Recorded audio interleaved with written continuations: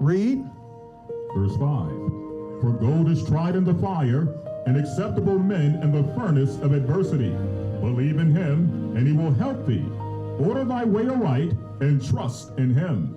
Ye that fear the Lord, wait for his mercy, and go not aside lest ye fall.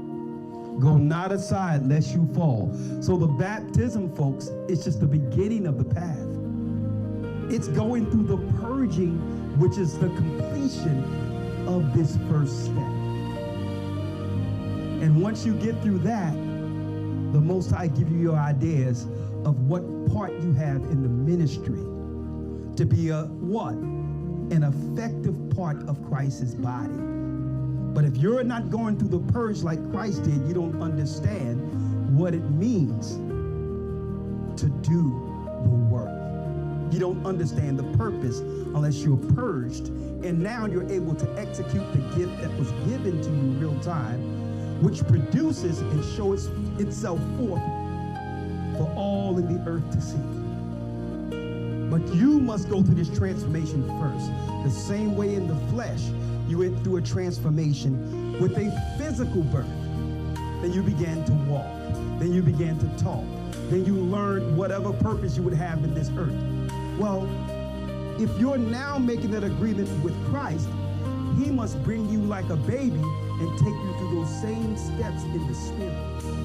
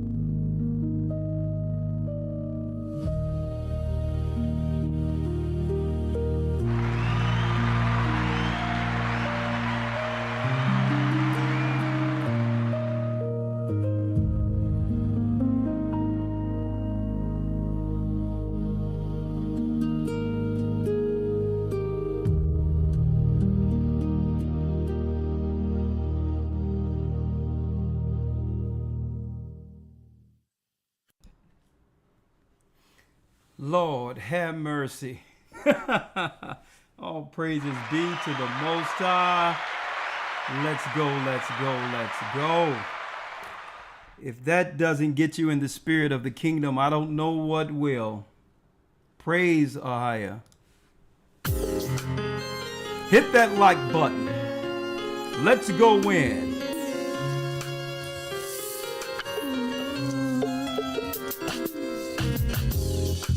The East is where we're from. Hit that like button, please. The 12 tribes of Israel. In 721 BC, the Assyrian king, he took us down, we fell. With the great escape we went. Thank you. Bless you, Yvonne. The Lord held the water still. Held the water still. To a land where no mankind dwelt. To a land where no mankind dwelt. We went. The 12 tribes of Israel. That's who we be, we be. Manasseh, the Cubans, we from Puerto Rico, Naphtali from the Isles of Hawaii. The Lord is calling back Israel. From Panama, the North American Indians, Simeon, the Dominicans, Ahia's gathering Israel. The Arabs and Africans told us At gunpoint. together our wives and children then sold us. In the belly of these great ships we traveled in fear. By the rivers of Babylon we found our brothers here. Ahia, gather us. Whoa. From Australia, Bless you. the Mexicans, From the power on high.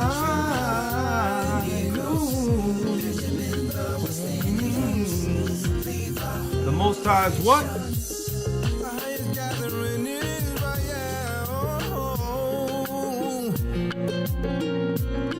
That's right, brothers and sisters. Bless you, Murdia. Bless you, bless you. Thank you for all you do to support the work. Blessings to you, Yvonne, and all of the children of Israel that's out there this evening as what? The Gathering of Christ Church, myself and Elder Lawyer, every Wednesday. We decode the times every Wednesday. Blessings to your brothers, to our brothers and sisters throughout the four corners of the earth, Israelites and Gentiles in Christ alike. Blessings and welcome to Decoding the Times, where we break down real-time prophecy here. And we're going to use some of what's going on in the news. Almost not as, I would say, we're not going to take an hour and a half like Shapat and I do with the news, breaking down real-time prophecy, path to the mark. But still, Decoding the Times are up there. It seems as if since this ministry began, Wednesday night has been the night for prophecy. Whether it be path to the mark, people calling in. A lot of y'all don't know this, folks. Our original classes, right? Our original classes before there was any streaming going on were people calling into Skype. Every Wednesday night, people would call into Skype around 7 p.m. and we would dive into the scriptures. That's when Skype was real. That's when Skype was up there, right? People would call into that number 215-253-4448, get in our Skype classes. No one would drop. And guess what? It was still decoding the times back then, even before YouTube. And then YouTube came. Elder Lawyer, I know if you remember this, I'm sure Zionash, if he's watching, blessings Zionash. After every teaching, be it class or if something happened provocative or eye-opening at a particular teaching or street preaching, Zionash had the task of actually cutting 10-minute clips and uploading them on YouTube. Con, I remember that. You remember that?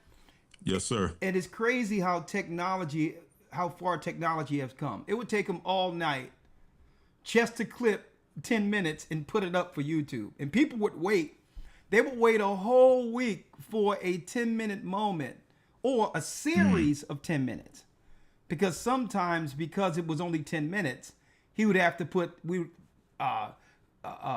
Esau reveals the truth concerning Cesar Borgia, and that would be a 5-part series, 10-minute clips each, right? Right.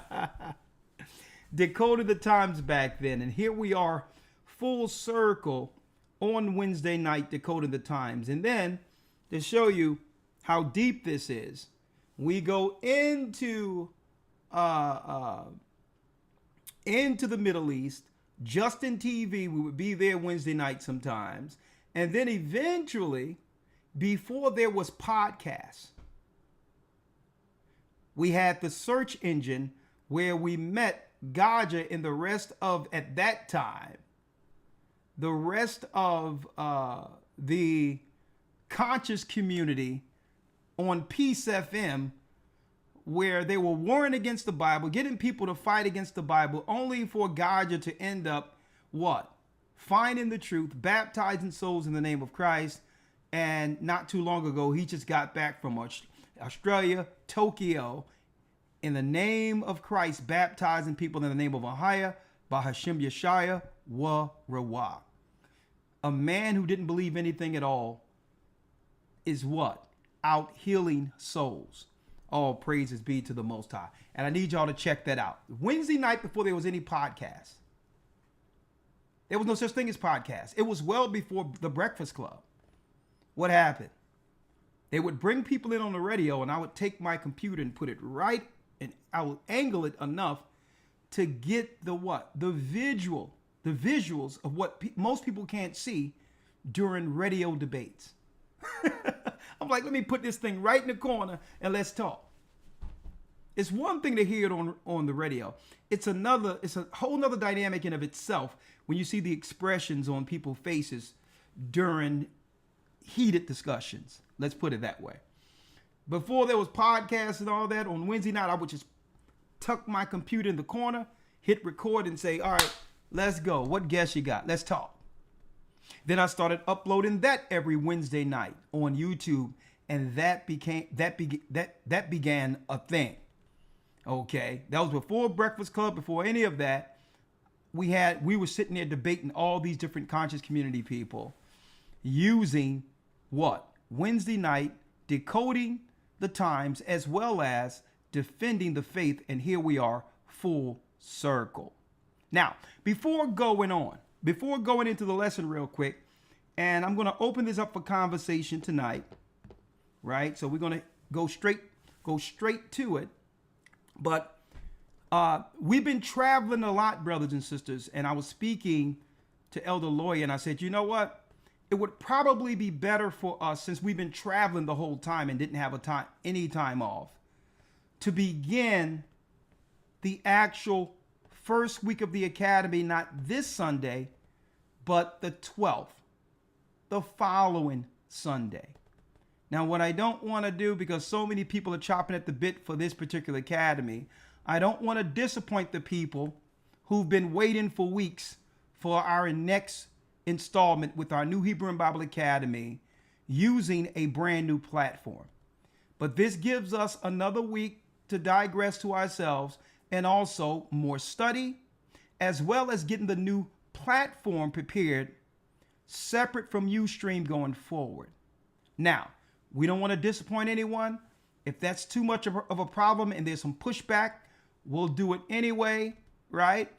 But if you could give us a little respite, some grace, and allow us to do it the 12th, that would be a blessing. And if you do so, we will include a bonus lesson, the best creation of the universe teaching we've ever done, which was the Academy before last. And we'll include that in your package, an extra week of the Academy, where you'll still get some content and all that, strictly for having grace on us, allowing us to push it back 1 week. For my loyal Academites, is that okay? At least we'll have another week to get more people into the Academy. Is that okay? All right. Thank you. Well, since it's okay, thank you. Bless you. We're going to throw in the bonus lesson for you anyway, right? And we'll be on a brand new platform right there. And for those who don't know, there's nothing in the world like the Hebrew and Bible Academy. The most fun you'll have learning the Bible. Guaranteed. You'll be going through that Bible like you've never thought you would before, learning under us in our academy. The true doctrine is taught. Everything is taught. The true doctrine, how to study the Bible, how to link precepts, to understand the Bible according to its proper narrative outside of the Jesuits' deceptive, I would say, doctrinal inconsistencies that they utilize in this earth to deceive God's people. You will understand the Bible as it is written. Okay, we want to see you in the Hebrew and Bible Academy, which will begin. Our enrollments are still open. We will begin Sunday, July 12th. July 12th. Okay, 12 full weeks. We're going to break down Babylon like you've never seen before. The spiritual, social, political, economical scenarios of how the government is Satan's Babylonian religion. They'll tell you, hey, put down your Bible. We don't deal with any religion, okay? There's a separation between church and state. Well, what they're trying to do, folks, is they're trying to disarm us by making us put down the only book that could expose them. The whole government structure, the republic, the whole government structure is a religion. And we're going to prove it. What they would like us to believe is that we're supposed to just go to church for spiritual encouragement. And you know what? That's not a bad reason to go to church. But you need to understand what's going on geopolitically according to prophecy. Okay? Don't forget, our people, the children of Israel, we were controlled through government. Since the beginning, whether it be the time that Cain was in the earth and built the first satanic government. Then subsequent to that, after the flood, you had Sodom and Gomorrah. You had the Tower of Babel. Well, the Tower of Babel was a government, Satan's government, with a plan. The same plan America has today. It was a religious construct, political and scientific. But what? A religious component at its helm, at the peak of all of it, at the top of all of it, the all-seeing eye. Daniel was up against the Persians and all these others. During the time of Babylon, excuse me. When we heard of Nebuchadnezzar and all of that. These are government structures led by fallen spirits. The Babylonian structure is a religious structure. Greeks, Romans, the Republic, folks, these politicians are priests within the Babylonian structure. And we're going to talk about it in the academy. They'll make you feel they try to shame us out of the Bible, knowing that the Bible is the only book that can identify their true purpose. I don't care if it's going out into space, what SpaceX is truly about. We're going to talk about that in the academy. That's prophecy. Okay? It don't have anything. Elon Musk is just what? He's just a face, a front of it. He's just a front of it. SpaceX. All of this links strictly back to the Tower of Babel. The Tower of Babel. So we're going to have these discussions. Okay? in the academy, and Elder Lawyer,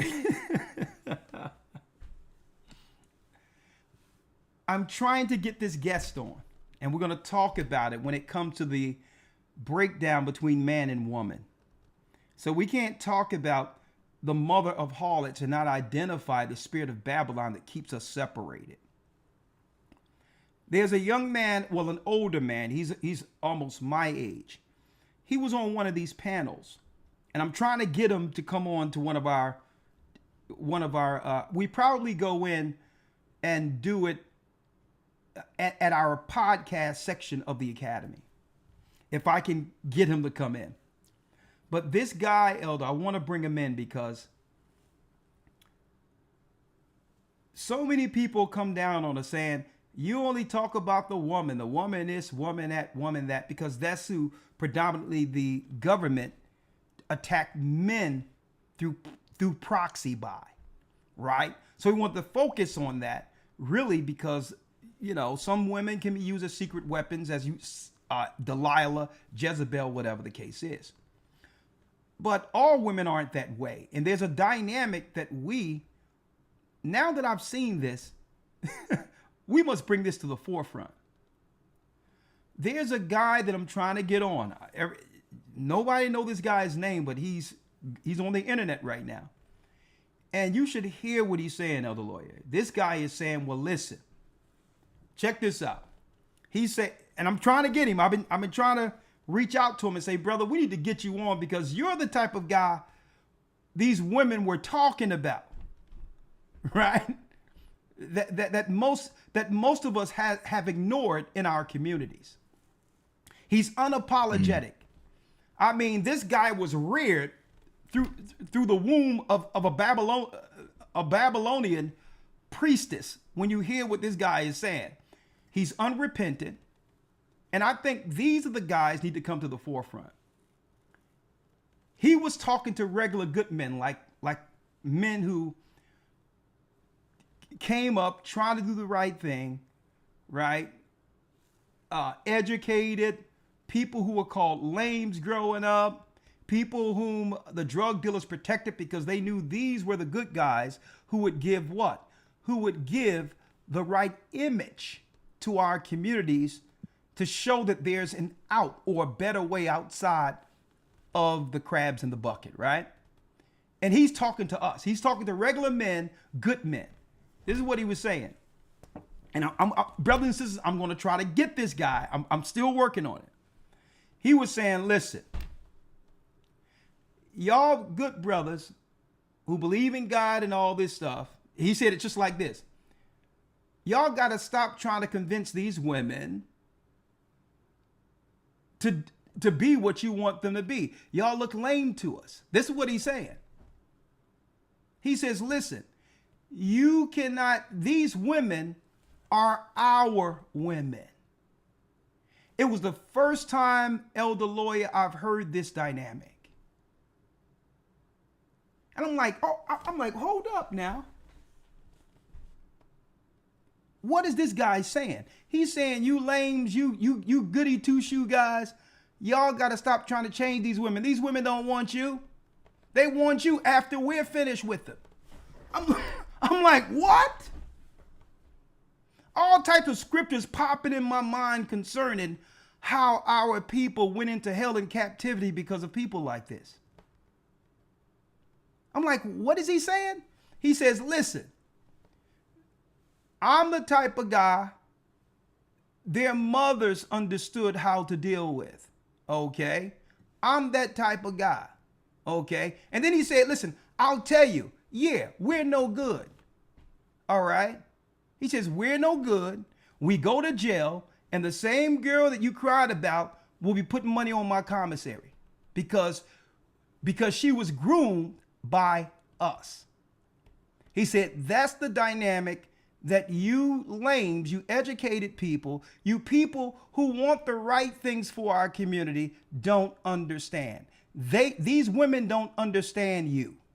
They were raised in dysfunction. Guys like you bore them.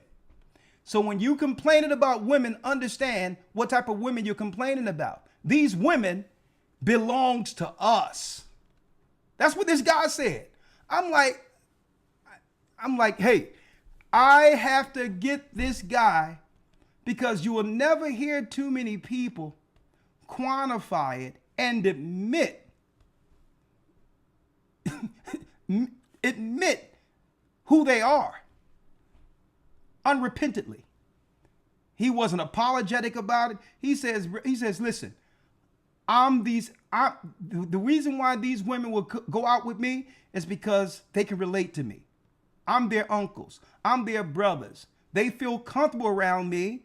They get around you, and you all buttoned up. You have respect and decorum. These girls feel out of place around you. You intimidate these women. So they'll get bored and they'll come back to me. I'm like, whoa. I'm like, you know what? This will be a good dynamic to have guys who fear the Most High, guys who want what's right, and still show this dynamic of a man that most of our women were talking about, but yet no one could quantify who these guys were, because not too many of them want to come to the forefront and admit what they are. And I'm like, if I can get this guy on, I'm trying. If I can get this guy on, someone says it's pimp talking. No, this guy wasn't no pimp or nothing. He admitted, listen, I live in the projects. This is what we do. He says, I'm a project type of guy. He says, I'm the type of guy who women spend their Social Security check on me. And I'm like, what? Is there a dynamic I've missed? He says, listen, women take care of us.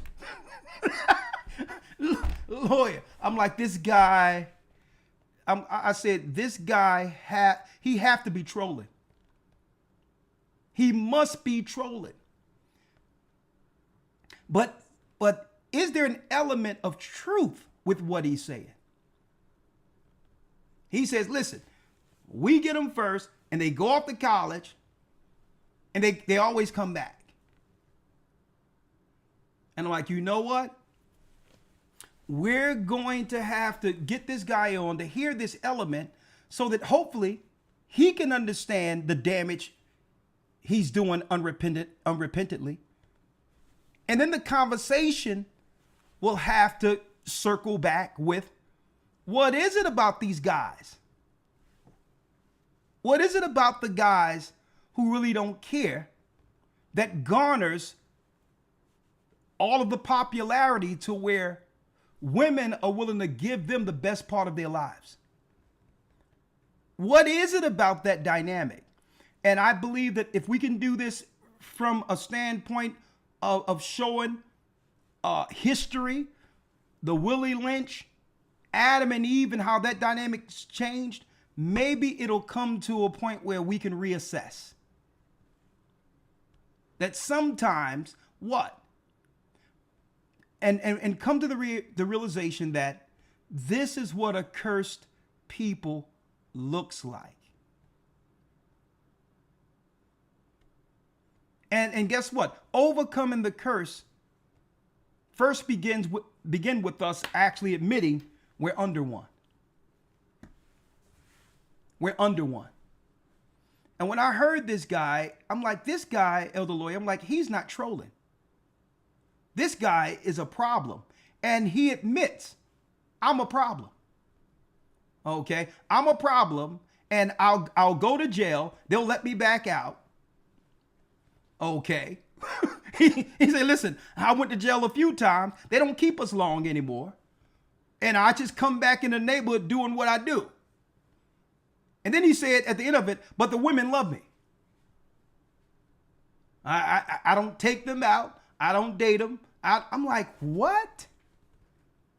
And then I started looking back. I started thinking about it, Elder. And I said, you know what? There are people in our neighborhoods like that. Right? And they're really spoken about. So hopefully, brothers and sisters, we can get them on and hear his dynamic, because his dynamic is a true dynamic that have been long ignored. Okay? And then it comes, into, okay, how do we protect ourselves from people like this? according to the Bible. Right? You know what? Now, let me tell you, Elder Lawyer, I don't think it's about desperate women. I don't know if you've seen this when you came up, Elder, but when I came up, there was this new niche dynamic where they were having, only for us, hood novels. Where did they have that when you were coming up too? Absolutely. God. Like the hood novels, like making, instead of the Prince Charming, the responsible guy, they made the hood the knight in shining armor for our community. And women started to read about this. The white women had Fabio, and we had we had the literal Robin Hood, right? With two B's. And he became the Prince Charming, it's a deep psychology with this, right? So I'm going to see if we can talk about that in this academy when we deal with the family dynamic. Brothers and sisters, I'm going to try to get this guy on. And if so, I may have to move the conversation just a week, where I'll move the family conversation when he can agree to come in. This guy has been a admitted wrecking ball in our communities, unchallenged, because the government wants him there. And that's another dynamic, Elder. Another dynamic. We focus on the women that the government set up and say, well, this woman chose the government over a man. That's our dynamic, because we want to be responsible. No, this guy said, no, it's good that she getting all that. Because guess what? I'm eating the food from these food stamps. I'm like, what? He said, listen, this is how we eat. This is how I get down. And if you get 2 or 3 of them like that, you'll never go hungry. He said, listen, I got 2, 3 girls with all types of food stamps. I'm like, what type of satanic loser have been cut loose in our community? He's like, no, he said, listen, that's free food. He's like, listen, all we did to work, at least they can do is give us food stamps. I'm like, man, I need to get this guy on a broadcast. So folks, I'm going to make this a mission so that we can check out the element that have always destroyed our community. And then it comes down to, why do we as a people allow this archetype to exist continually amongst us, knowing the damage it's doing? Right? Why? So that and more in the next Hebrew and Bible Academy. Elder Lawyer, let's jump right in. Go to historytimes.org to enroll. historytimes.org. Man, look. Lord have mercy. I'm like, Lord, we're definitely living in the end days. Which leads us into decoding the times. Brothers and sisters, let's get ready for a serious broadcast this evening. A serious broadcast. Decoding the times. Are you prepared for when the sky fall?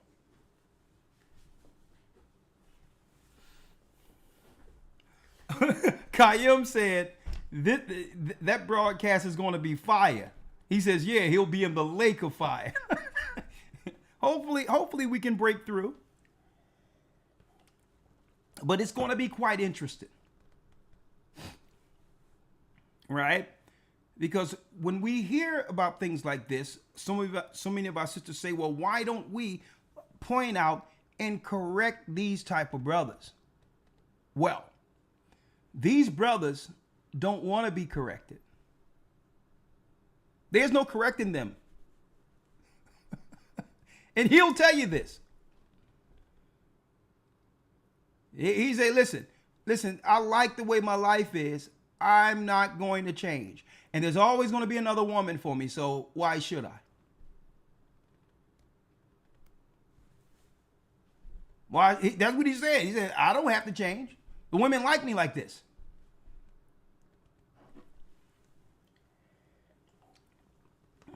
I'm like, Lord.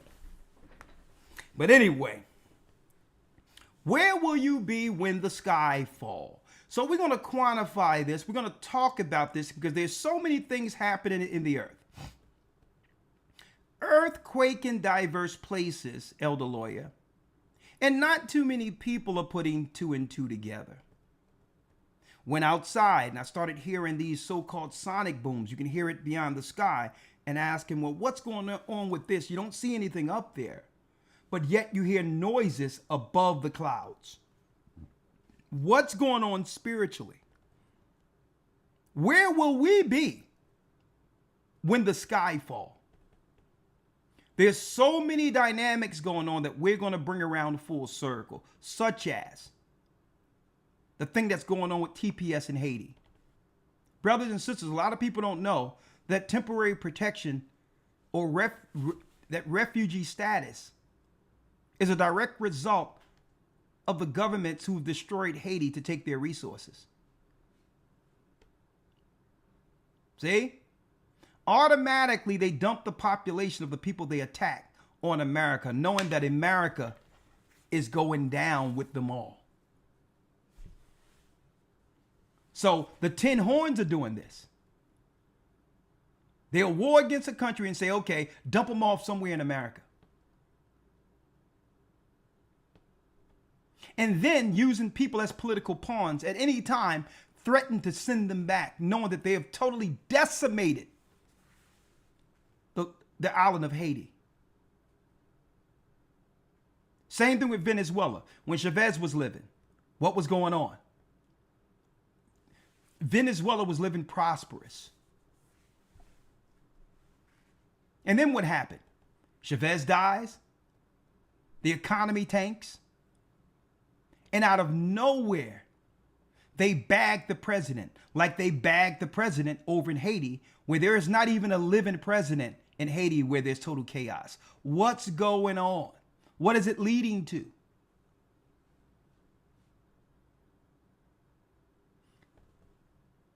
Check this out. Check this out. Fair use for educational purposes and prophetic purposes also. Where will you be when the sky falls?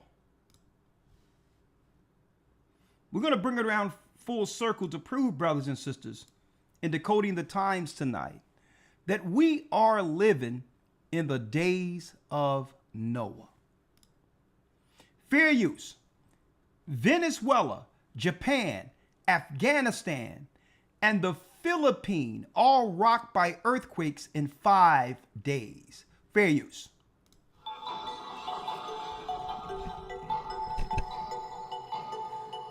The ground has been shaking across the world. In just 5 days, 8 powerful earthquakes struck 7 countries, from Asia to the Americas, raising fears of a global seismic pattern.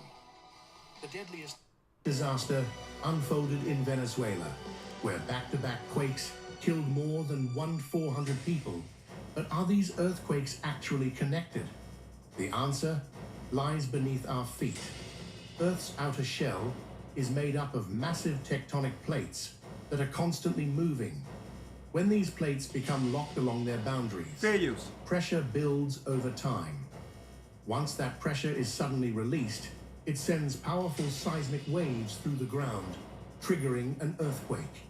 the most devastating earthquakes struck Venezuela, where two powerful tremors, measuring 7.2 and 7.5 magnitude, hit just 39 seconds apart. The doublet earthquake caused widespread destruction around La Guaira and Caracas, leaving thousands dead and causing massive damage to homes and infrastructure.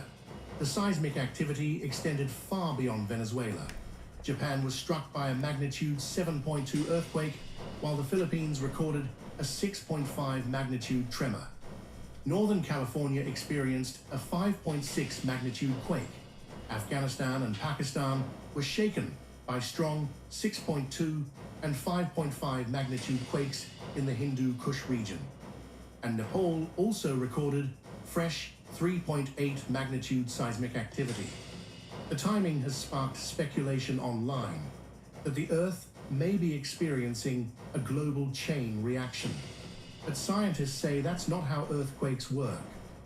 Although multiple countries were hit within days, the fault lines involved are separated by thousands of kilometers and operate independently. According to experts at the US Geological Survey and Caltech, there is no evidence that these earthquakes triggered one another. While one major quake can produce aftershocks nearby, it cannot transmit enough energy across oceans to activate distant tectonic plate boundaries. Fair use. Seismologists say Earth typically experiences between 10 and 15 earthquakes above magnitude 7 every year. Sometimes several simply occur within a short period, making them appear connected. While these earthquakes in June are a reminder of nature's immense power, experts stress they do not signal a worldwide seismic domino effect. If you like this video, then like, share. Earthquakes. All of these earthquakes, Elder Lawyer, in 5 days. Now, people are trying to understand, what is this? Why? On so many levels, it's really nuanced, but you can only understand it fully through the Bible. Number one, let's deal with it from the Most High's viewpoint. The God of Israel, the God who is over all of creation, he's angry at the earth. That's first and foremost. A lot of what we're seeing is engineered, but our God is allowing it. That's number one. Now that's from the spiritual aspect. And let's deal with it from Earth's aspect. The Earth's view. All of this technology can only work on crude oil. So the banks can consolidate full power through disaster. So the more earthquakes, the more disasters, the more you would need the banks to rebuild. Well, in order for them to rebuild, it must be an infrastructure agreed upon by the loaners. And by doing so, they take all the resources, knowing that they have a short time. That's how you quantify it. Well, why do they need the Earth's resources? Because their plan is to take the Earth's resources to fuel their final project in the final war of Armageddon. See? So they must take the earth to make the earth a weapon. And I'm going to be going into that in the academy. To make the earth a weapon for the final cataclysm. Now, I'm not going to tell you what I think. We're going to tell you today what we know. Yes, these earthquakes in diverse places, let's get it in Matthew 24, was prophesied. But then we have to understand, why our God is allowing them to tear up the earth. He's angry at the people. The people have turned against him. They have turned against him. So now, this is why the prophets, and I'm going to show you the same thing that we're witnessing right now happened in history before. It happened before the flood. Folks, I'm talking about bombs being dropped, flying machines, warfare. Everything that we are witnessing today happened before. Everything. But the question is, tonight, Decoding the Times, where will you be? Where will we be when the sky falls on us? Whether it be the Philippines, whether it be Venezuela, whether it be all these places who are experiencing Haiti, chaos and confusion after the earthquake. All of these places, it was a regular day the day before. And then all of a sudden, the earth was coming down on them. Buildings and bricks falling from skyscrapers out of nowhere. And some of us believe, well, okay, that can only happen to them. Right? Are you sure? What's coming down the pipeline? Let's go here first, Elder Lawyer. Matthew 24. Showing the end times. Let's go there real quick. Yes, sir. Matthew 24 and verse 3. And as he sat upon the Mount of Olives, the disciples came unto him privately, saying, Tell us, when shall these things be? And what shall be the sign of thy coming and of the end of the world? And of the end of the world. When, brothers and sisters, when it says end of the world, it's not talking about the end of the earth. It's what? It's a change of empire. The end of Esau's world, which begins what? Jacob's world. How do you know this?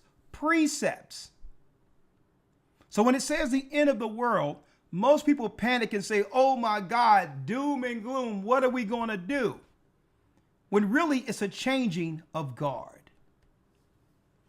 Hold that, Elder Lawyer, and let's go to the Apocrypha real quick to show what world must end before Christ's world comes in.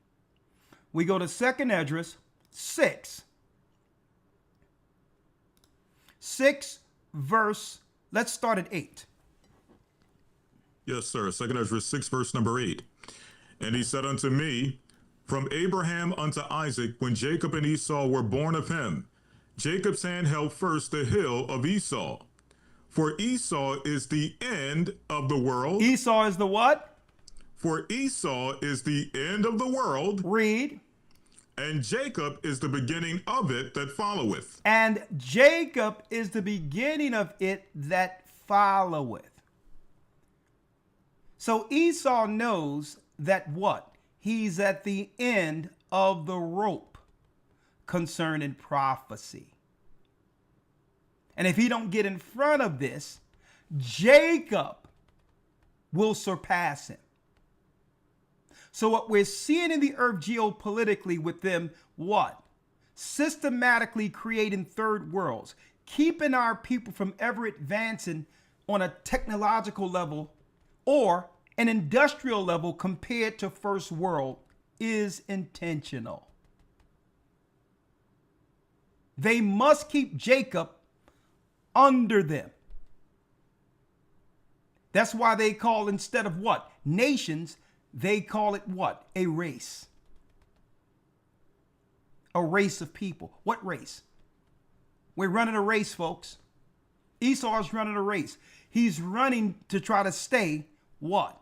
in the lead. He is the end of the world, the Roman Empire. Right? So let's go back to Matthew 24. And let's read the 3rd verse again. Yes, sir. St. Matthew chapter 24 and verse number 3. And as he sat upon the Mount of Olives, the disciples came unto him privately, saying, Tell us, when shall these things be? And what shall be the sign of thy coming and of the end of the world? The sign of your return. Folks, this is what SpaceX is about. This is what CERN is truly about. This is what your data centers are about. All of it. 2012, when they opened up CERN, they also found all the portals or gateways or windows between the invisible world and our world. NASA found them. So at the same time, they're preparing for the final war against our Christ. Same time they're doing that, they're seeking to destroy Jacob within the earth at the same time. Okay? Now that Jacob has awakened, they did what? They have fast-tracked their plans. That's right, folks. Now that we've awakened and know who the enemy is, they cannot deceive us and or destroy us from the inside. They must now accelerate their plan. That's why they released AI right after COVID. They're running out of time. And by doing so, they're going to amp up and ramp up all of their technology all at once. And by doing so, the earth now is getting torn apart. I'm going to show you. This happened before. And Yeshua answered what? And Yeshua answered them and said, Take heed that no man deceive you. For many shall come in my name, saying, I am Christ, and shall deceive many. And that started with who? That started with the pagan Christian infiltration after our people lost Jerusalem, where the pagans hid themselves within Christianity. Did paganism just go away? No. They hijacked Christianity and used Christ as the vehicle to spread Satan's religion as a form of control over the people. But by doing so, they end up putting what, Elder? They end up putting a Bible in the hands of its proper owners. They never thought that we would read the Bible on our own. At one time, it was capital punishment if they found us reading this. So in order for them to uphold the infiltration and programming under the false ideology they teach in modern day Christianity, they had to put our greatest weapon in our hands, the Bible. See?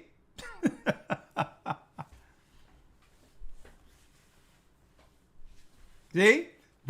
As long as they had full control over its narrative, hey, we'll distribute Bibles all day. A matter of fact, go to your hotel and get one. We'll just make it readily available if you understand it according to Esau's narrative. But the Most High knew exactly what he was doing. Like, okay, one day the people they don't suspect will be able to crack the codes and the seals written of in the Bible and expose Esau for who he is. Huh? For many shall come in my name, saying, I am Christ. These are Christians, led by the so-called Holy Roman Satanic Church, who set up apologetics to defend their faith, not Christ's doctrine. See? Saying, I am Christ, read. And shall deceive many. And shall trick many people. Folks, they're aiming their tricks and deceptions at us. See? In order for Esau to deceive us or to destroy us, he had to first garner our trust. What better way than presenting himself as Christ or Christian? See? And then what? Verse 6. And ye shall hear of wars and rumors of wars. See that ye be not troubled, for all these things must come to pass, but the end is not yet. And when he says you shall hear of wars and rumors of wars, it's because Esau at the very end would be on a war path to get the whole earth under his subjection, knowing he only have a short time. So Esau is warned against everything and everybody, even those he was in alliance with. Is what we're witnessing right now. And America, through all these wars, will become the dumping ground for all of the people whose land was affected by the wars. This is how you strategically and politically destroy a nation. They know if you dump all the people from these different cultures and traditions, that there will be a social cataclysm. It's eventual. Everyone have their own cultures, their way of living that's different than another country, then different than another nation, and you put them all in one place together. That's war in of itself. And then what happens? For nation shall rise against nation, and kingdom against kingdom, and there shall be famines, and pestilences, and earthquakes in diverse places. Earthquakes in diverse places, like we've just witnessed, in different places. Within a week, I've heard about 7 different earthquakes, folks. Thank you, Till. I really appreciate you. I really appreciate you, Till. Man, what a blessing. John of Judah, may the Most High bless you. Bless you, my brother. Read that again. For nation shall rise against nation, and kingdom against kingdom, and there shall be famines, and pestilences, and earthquakes in diverse places. And what? Listen to this, folks.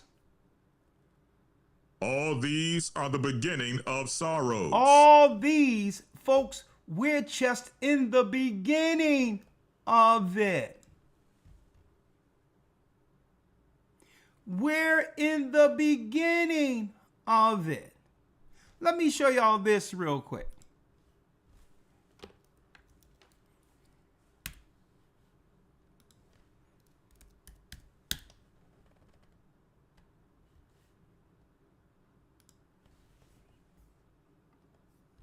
Hold on. Read that last piece again. Yes, sir. Verse 7. For nation shall rise against nation, and kingdom against kingdom, and there shall be famines, and pestilences, and earthquakes in diverse places. There shall be what? Pestilences. Earthquakes. Go ahead. There shall be famines, and pestilences, and earthquakes in diverse places. Come on. All these are the beginning of sorrows. All these are the beginning of sorrows. Folks, we're just in the beginning of it. But the question will be, like I titled it today, and understand where we're going with this lesson. Where will we be when the sky falls?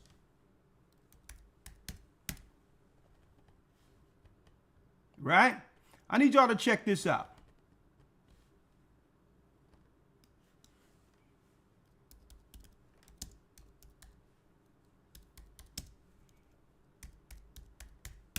All these are the beginning of sorrows.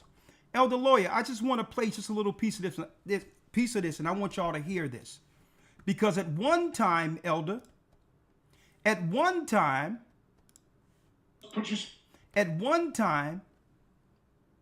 no one was allowed to say what this politician is stating. This senator. A cover-up. Folks, was that a part of Jacob's trouble? Was that a strategic war against our people? Listen to this, folks. Fair use. In the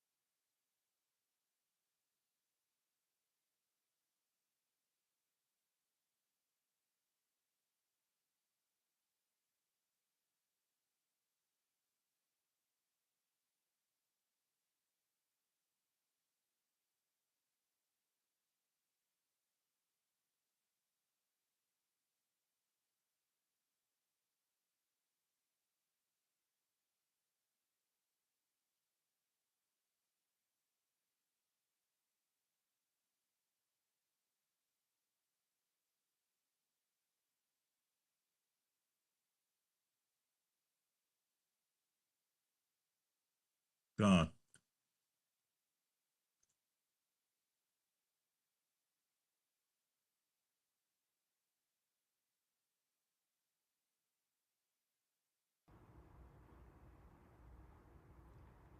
Every time I go into this stuff,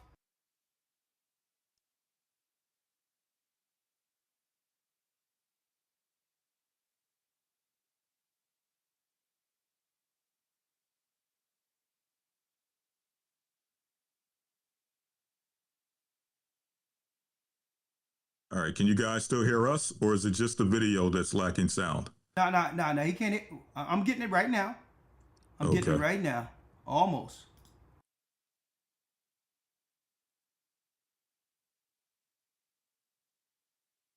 Okay. They're saying they just heard me. Hear you. There it is, right Okay. there.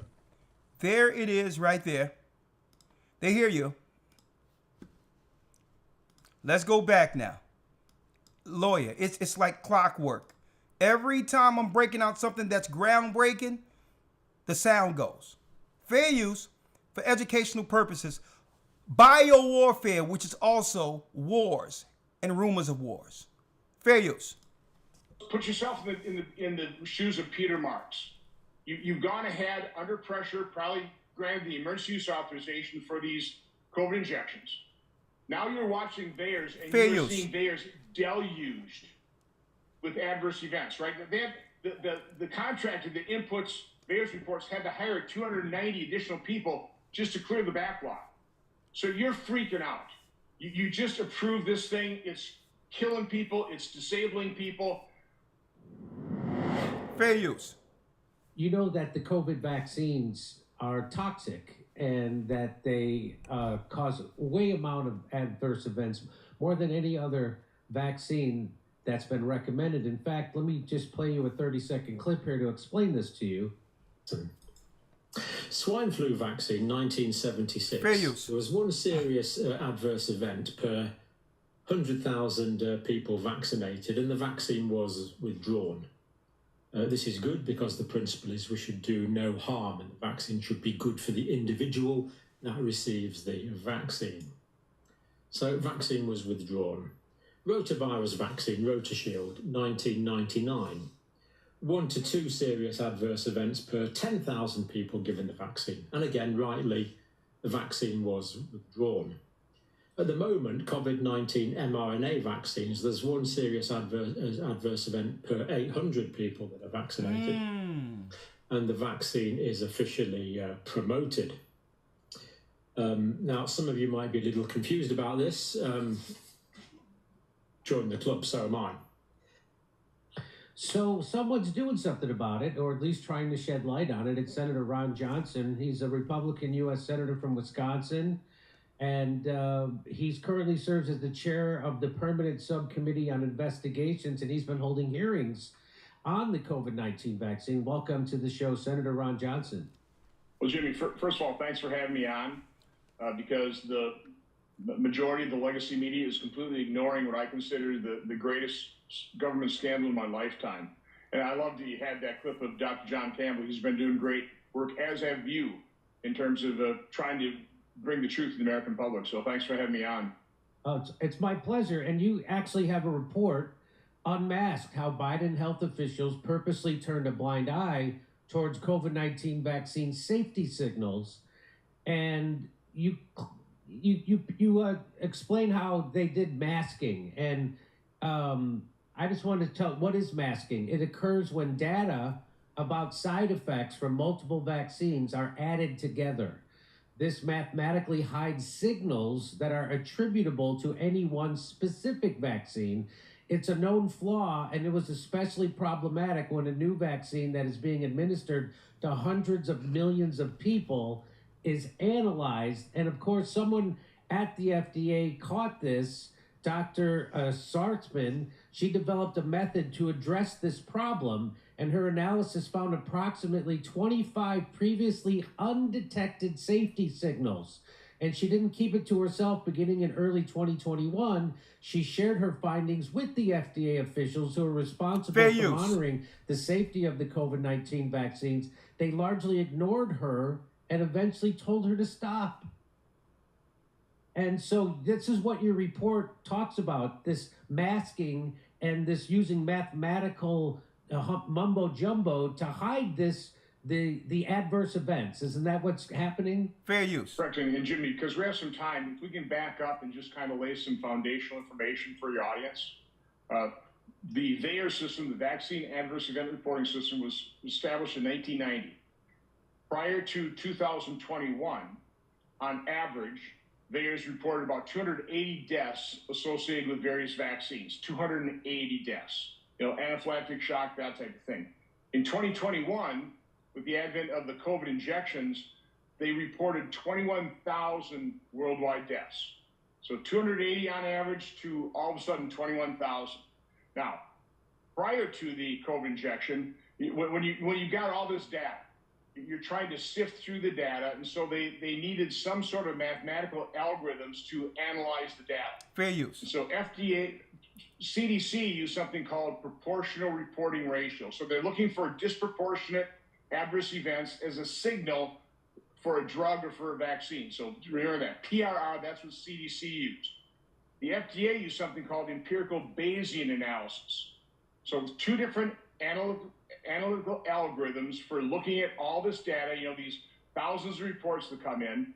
So now fast forward to the end of 2020 when they got the emergency use authorization for the vaccines. I can quickly explain what masking is. 21,000 deaths in 2021. So you had Moderna. These are rough figures. So you had Moderna, let's say 10,000 deaths associated with the Moderna vaccine. And you had the Pfizer, about 21,000 deaths associated with the Pfizer vaccine, and then 280 deaths with all of the vaccines.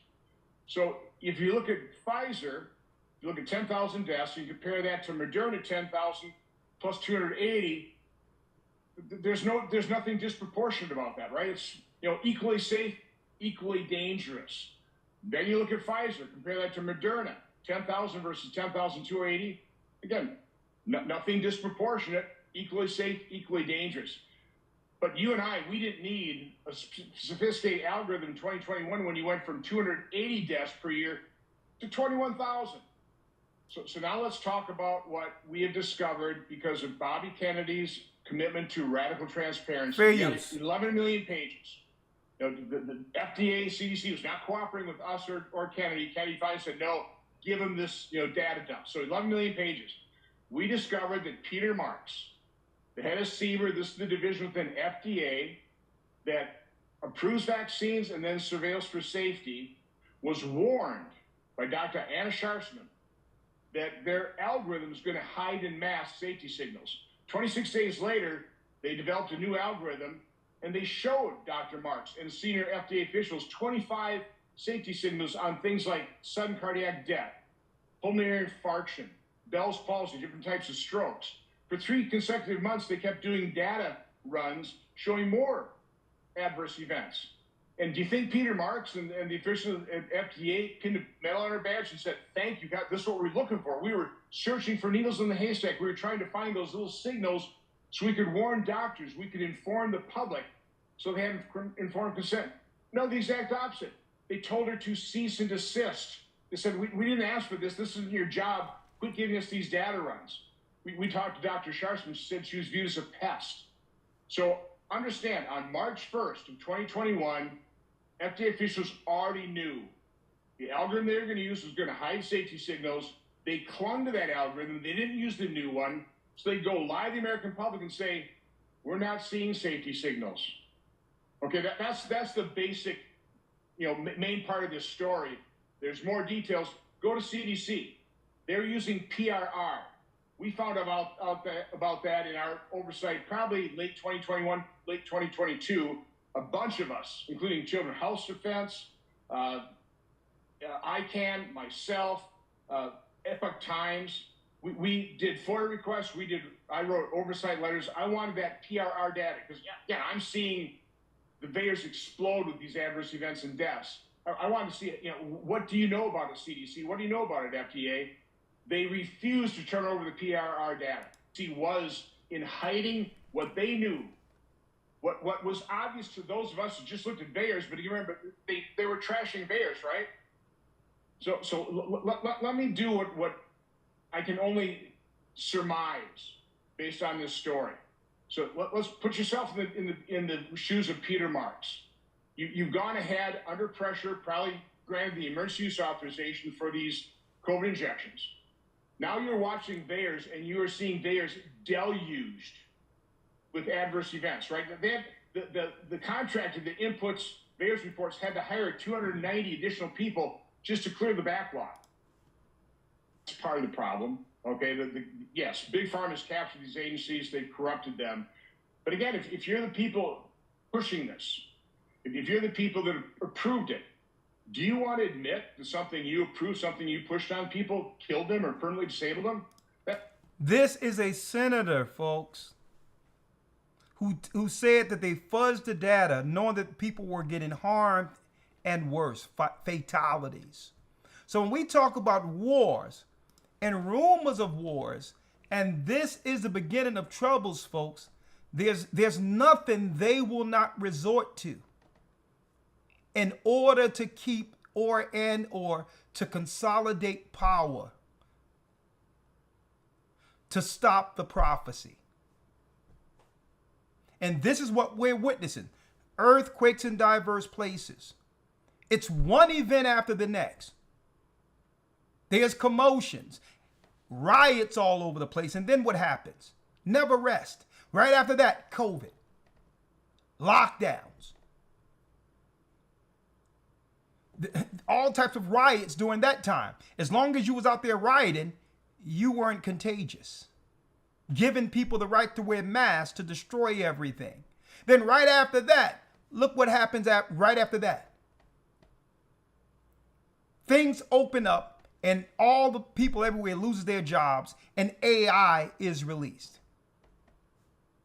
Right after that, what happens? Earthquakes in diverse places. Then they go into Venezuela. Then they go into Iran and start the war of all wars that will lead to the total decimation of America when it's over. With no rest. And in the midst of this, earthquakes everywhere where the banks can now consolidate all the power to control the governments now directly without a proxy politician in place. Folks, Haiti don't even have a president. That's the way they want it. They can now control all of these places because if they get destroyed through earthquakes, you need the banks to build back. So now Esau is going to control these countries directly without a government or proxy official. The powers that be have no time to front no more, to have everyone believe they're living in a democracy with elected officials that the people chose. They don't have time for that anymore. They're like, no, we'll decimate it, and they must come to the banks anyway to build back. And when they build back, it'll be our infrastructure in place where we take all of their resources. Resources like what? Fair use. Look at this. This was just 2 years ago. Port-au-Prince. Look at this, folks. Fair use. Why have they destabilized Haiti? Have you ever wondered about the untapped wealth beneath Haiti's picturesque landscapes? Fair use. As one of the most vibrant places in the Caribbean, Haiti is more than meets the eye. It's a land of unexplored potential, brimming with a wealth of natural resources that could change the nation's fate. Bauxite, copper, calcium carbonate, gold, silver, marble, and hydroelectricity form the backbone of Haiti's natural wealth. You notice when they were pushing the injection, the Haiti president was pushing back against them. And what happened? What happened? A coup came into Haiti and took the president out, and they haven't had what? Leadership from a democratic standpoint since.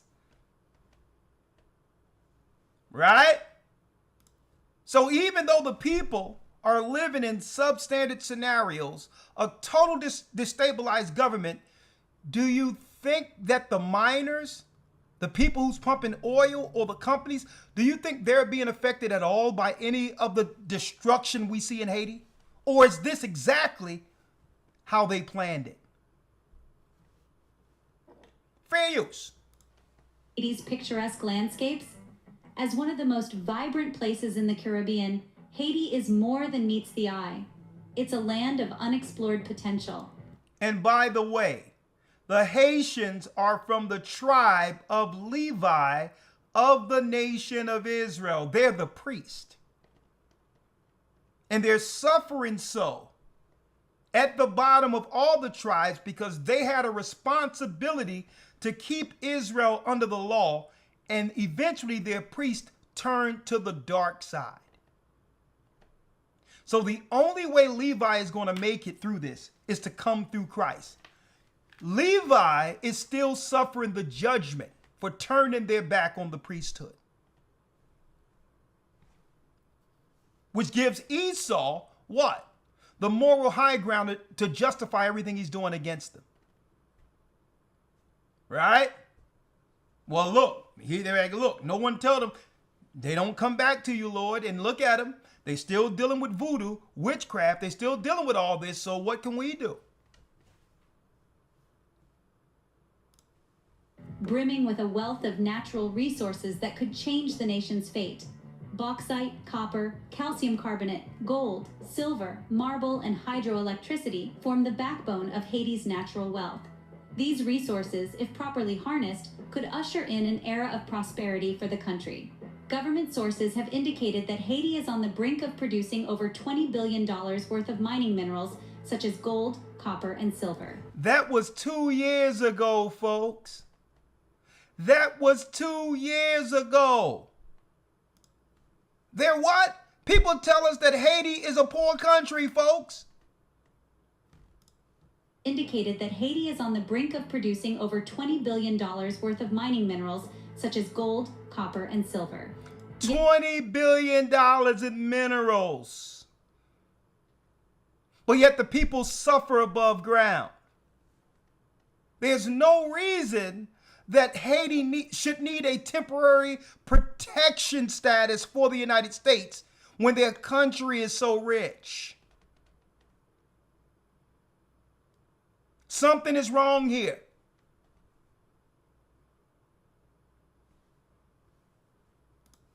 Yet the mining sector remains largely untapped.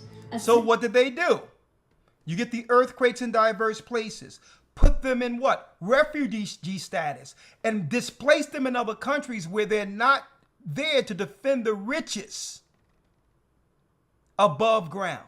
Make it where they don't even want to go back there. And now the companies, the banks are saying, yes, now we can get all of the resources without resistance. Political warfare will give all the refugees an opportunity on a sinking ship, which is Babylon, while taking their resources. Sleeping giant awaiting the right moment to awaken. A recent discovery has shed light on an unexpected treasure trove. Haiti could possess some of the largest oil reserves in the world. It's estimated. Oh, now we get it. Oil reserves. You bag Venezuela after taking out the president. You destroy Haiti with all type of earthquakes with CERN or what have you, allegedly, only to bring in the Clinton Foundation and others to make money off of all the money that would go there to displace the people, to take the minerals, oil and all of that without the resistance of the people. Well, why can't the people resist? They're destabilized, and the people who would resist them have already taken what? Residence in other countries. Man, you tell me Esau don't think the whole thing out. There are people that would have resisted him, but these people live someplace else. Huh?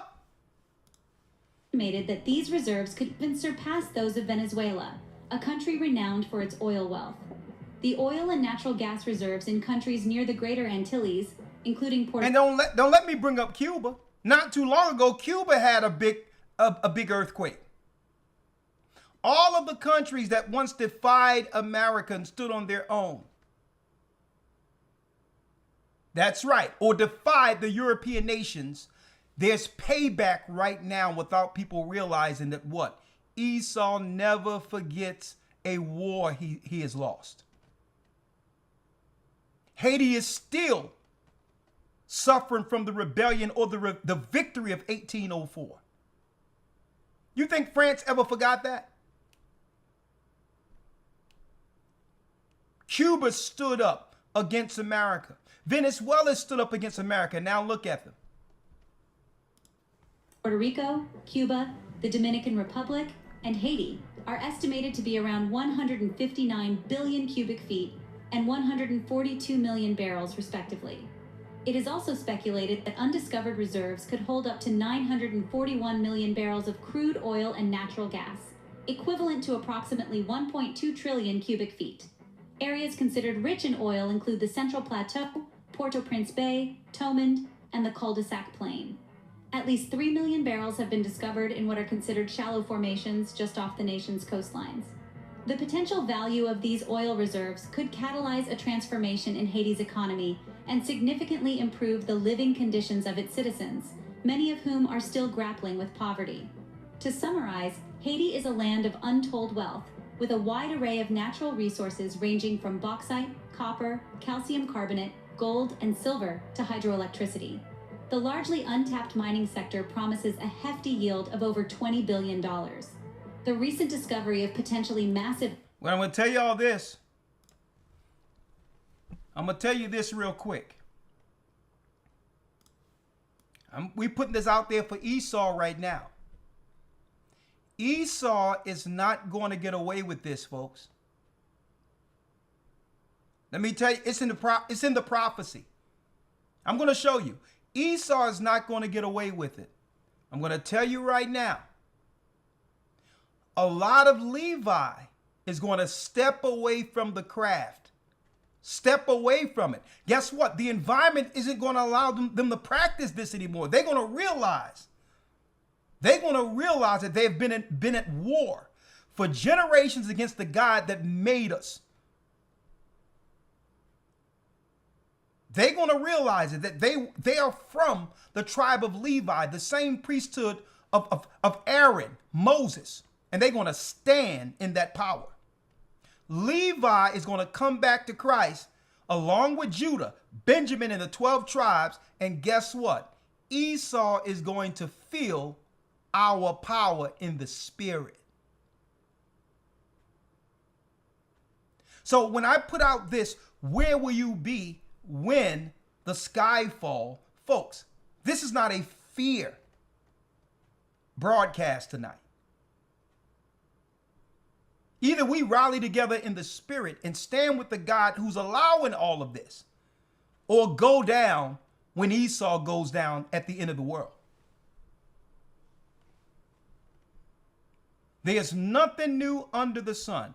Everything that's going on right now that Esau is being told to do, folks, guess what? It's the same spirit that was directing the sons of Cain during the time of Noah, during the time of Enoch. You don't believe me? Hey, let's go back to Matthew 24 and let's start at 38. And then we're going into the book of Enoch real quick, folks. The exact thing we are witnessing right now. The difference is, brothers and sisters, and we're going to deal with this from a doctrinal standpoint.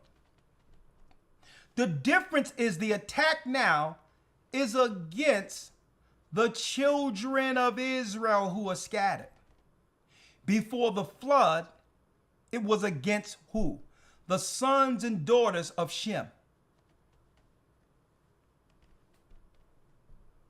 Same dynamics, same bloodline. So what they couldn't do against Noah and Shem, they're perfected to finish by destroying Shem's bloodline, in particular, the 12 tribes of Israel, knowing that we have next. So let's bring it around full circle now. Elder Lawyer, if you will, prophecy, how do we quantify this? Let's go to Matthew 24 and 38. St. Matthew 24, and I'll start at 37 if you don't mind. Okay, let's do it. Yes, sir. St. Matthew 24 and 37. But as the days of Noe were, so shall also the coming of the Son of Man be. The days of Noah.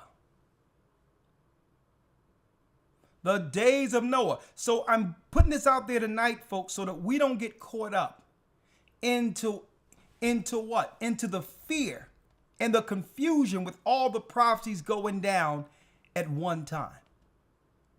If you don't see this, if we don't see this prophetically or prophetically correct, all of these dynamics will eventually consume and destroy us, and it will stress us out, make us fearful, and put us in panic mode.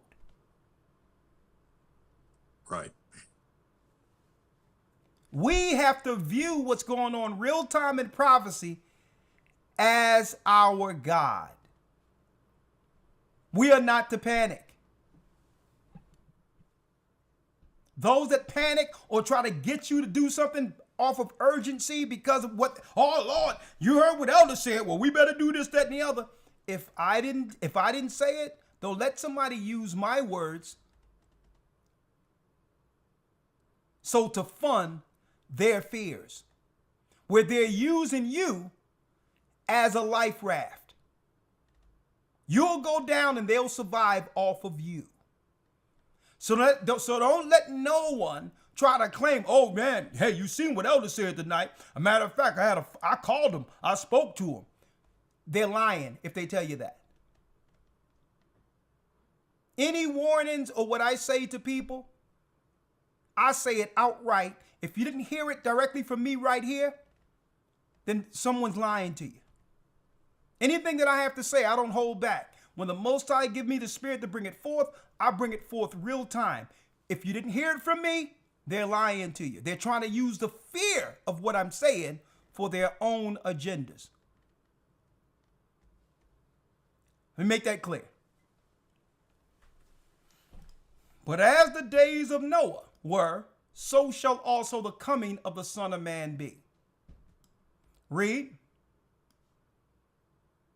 For as in the days that were before the flood, they were eating and drinking, marrying and giving in marriage, until the day that Noah entered into the ark, and knew not until the flood came and took them all away, so shall also the coming of the Son of Man be. So in order to understand, brothers and sisters, where we stand in prophecy, we must go back now to the days of Noah. The Most High took Enoch up. He took him up. He was translated and was showed everything. A matter of fact, Enoch didn't know death. He was taken directly into the celestial. Okay. He became a part of the celestial, the powers of heaven. And he was told, he was told to judge the fallen ones who began to destroy mankind by teaching them sin, warfare, bloodshed, sacrifice, witchcraft. And guess what? They were bound under the river, in the deserts. And guess what? The pyramids mark what?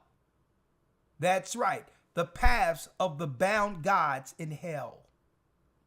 Hence the reason why all of your pyramids links directly to what? The constellations and the stars. Because this is where those beings came from who are bound, who taught the men knowledge that led to warfare, bloodshed, witchcraft, sorcery. All the evil that leads to the Most High allowing the earth to be destroyed is what was taught. Hence the reason your politicians and others go directly to the Great Pyramid to worship Azazel every year. Azazel was bound there. The Egyptian name for Azazel is Osiris. Okay? We're bringing it all around full circle to why the Most High had to destroy the earth. And I'm going to show you everything we're talking about real time with these wars and prophecies happened before the flood. Everything you're seeing politically happened. Just different characters. Back then, it was the sons of Cain against the sons of Seth. Today, it's Esau against his younger brother, Jacob. Same story, different characters. See? Now let's go into the book of Enoch, Elder Lawyer, if you will. And if you will, let's go directly to the 65th chapter. And folks, make sure you join the academy. We moved the academy to the 12th to give you more time for enrollment. historytimes.org, because we're going to be jumping into Enoch like you've never seen. It's important that you understand. We understand how to precept and link all of it together because the Bible refers us to this book. You don't understand how close we are to the end without the book of Enoch in comparison. When Christ states, as in the days of Noah. Well, there's very little detail in the book of Genesis in comparison to Jasher and Enoch. See? We just believe that there was some bad stuff going on without any serious, insightful understanding of how the governments were constructed. Who were the people? What were they doing? Right? So, Elder Lawyer, if you will now, let's now go to, one second. Let's now go to the book of Enoch. We're going to start at the 65th chapter and the first verse. Yes, sir. The book of Enoch 60. And it says, Enoch foretells to Noah the deluge and his own preservation.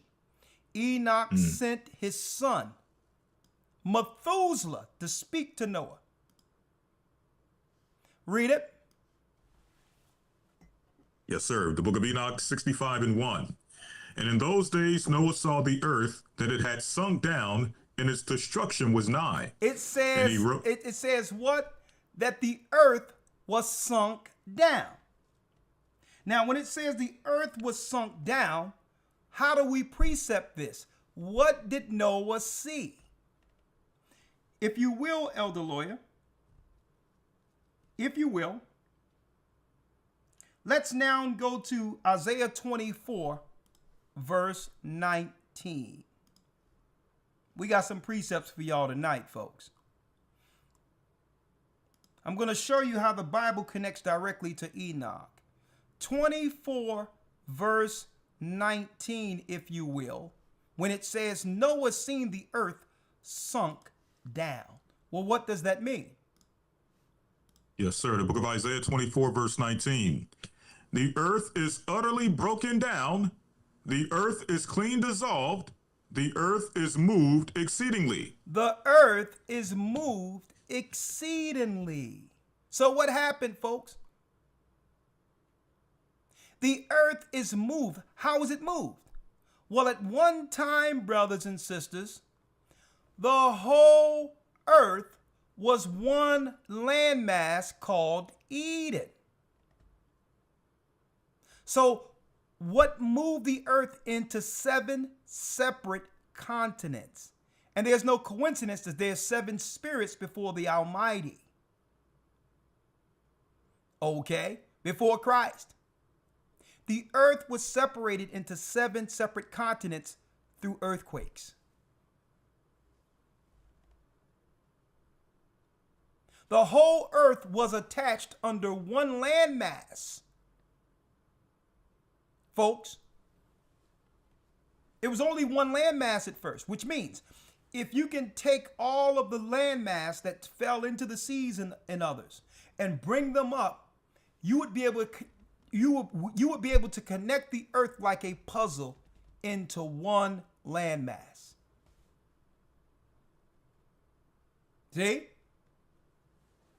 And this is why when our people came over here, the children of Israel, after 721, we came here around 718 BC, the North American Indians and others, when we came here, that's why we found these different constructs and temples that we began to do what? Clean up, to do ancient worships here. They weren't built by the Mayans, folks, and the Aztecs. Those were ancient sacrifice temples that were here since the flood, that were founded by our people when we traveled here. These are old temples that were destroyed, that our people cleaned up once we got here to begin the same sacrifices that led to our destruction. You can't find what we're saying on ancient mysteries. You can't go to the, they got a movie out talking about they're going to reveal everything, some garbage alien movie that makes you more confused, talking about total disclosure. Nah. They're hiding the truth, the full dynamic or narrative that one can only find by understanding the Bible. The earth was one landmass. It was called Eden. The Most High caused an earthquake and broke up that one landmass into 7 parts and moved the earth in separate directions. This is what Noah was seeing. Earthquakes. Which is what? Signs of the end. Isaiah 24:19. Read that again, Elder. Yes, sir. Isaiah 24:19. The earth is utterly broken down. The earth is clean dissolved. The earth is moved exceedingly. Check this out. Read. The earth shall reel to and fro like a drunkard. The earth shall reel to and fro like a like a staggering drunkard. That's how it's being seen by the Most High in heaven. The earth is shaking like a drunk man staggering left to right. He told the angels to go down and utterly move the earth based on something that was going on back then. I'm going to show you what was going on. The earth shall reel to and fro, earthquakes, like a drunkard. Read. And shall be removed like a cottage, and the transgression thereof shall be heavy upon it, and it shall fall and not rise again. And it shall fall and not rise again. This is Isaiah's future prophecy. Earthquakes in diverse places, like Christ quoted. And then we go back to the book of Enoch. Back to the book of Enoch, where it says, read the first verse again. Yes, sir. The book of Enoch 65:1. And in those days Noah saw the earth, that it had sunk down, and its destruction was nigh. And he arose from thence and went to the ends of the earth, and cried aloud to his grandfather Enoch. And Noah said 3 times with an embittered voice, Hear me, hear me, hear me. And I said unto him, Tell me what it is that is falling out on the earth, that the earth is in such evil plight and shaken. Now check this out, folks. This was before the flood. There was wars breaking out. There was wars breaking out before the flood, folks. So he went and prayed and asked his grandfather Enoch, tell me, what is that is falling out on the earth, that the earth is in such evil plight and shaken? Read. Lest perchance I shall perish with it. Because Noah was afraid that he was going to die in the wars back then, folks.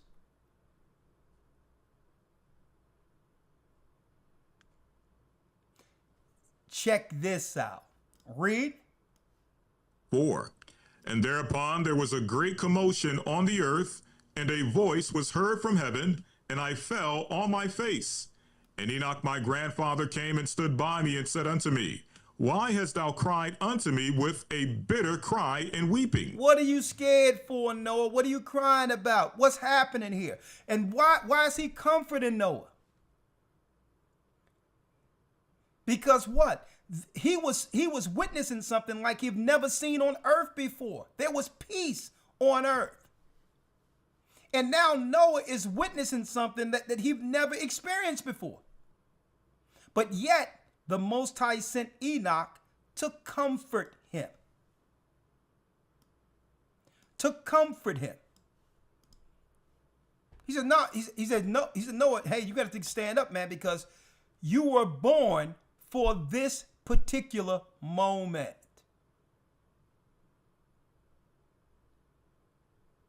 Noah was crying. He was like, man, what's going on? And wait till I show y'all what was there, folks.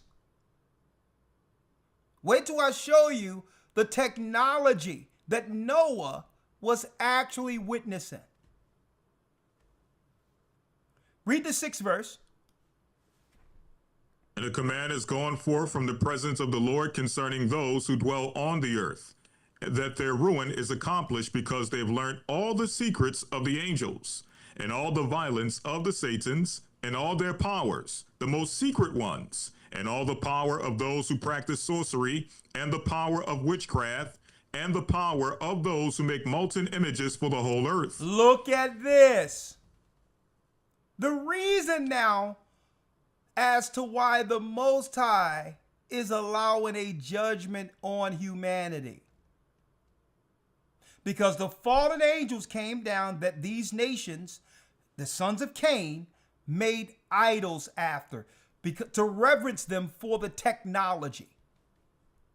In exchange for the technology, mankind upheld these fallen gods as the God. To make reverence, to pay reverence to these gods, they made idols in the shapes of the fallen angels to worship the fallen ones above the God who made all of us. And all the power of those who practice, he says, the most secret ones, and all the power of those who practice sorcery. Why?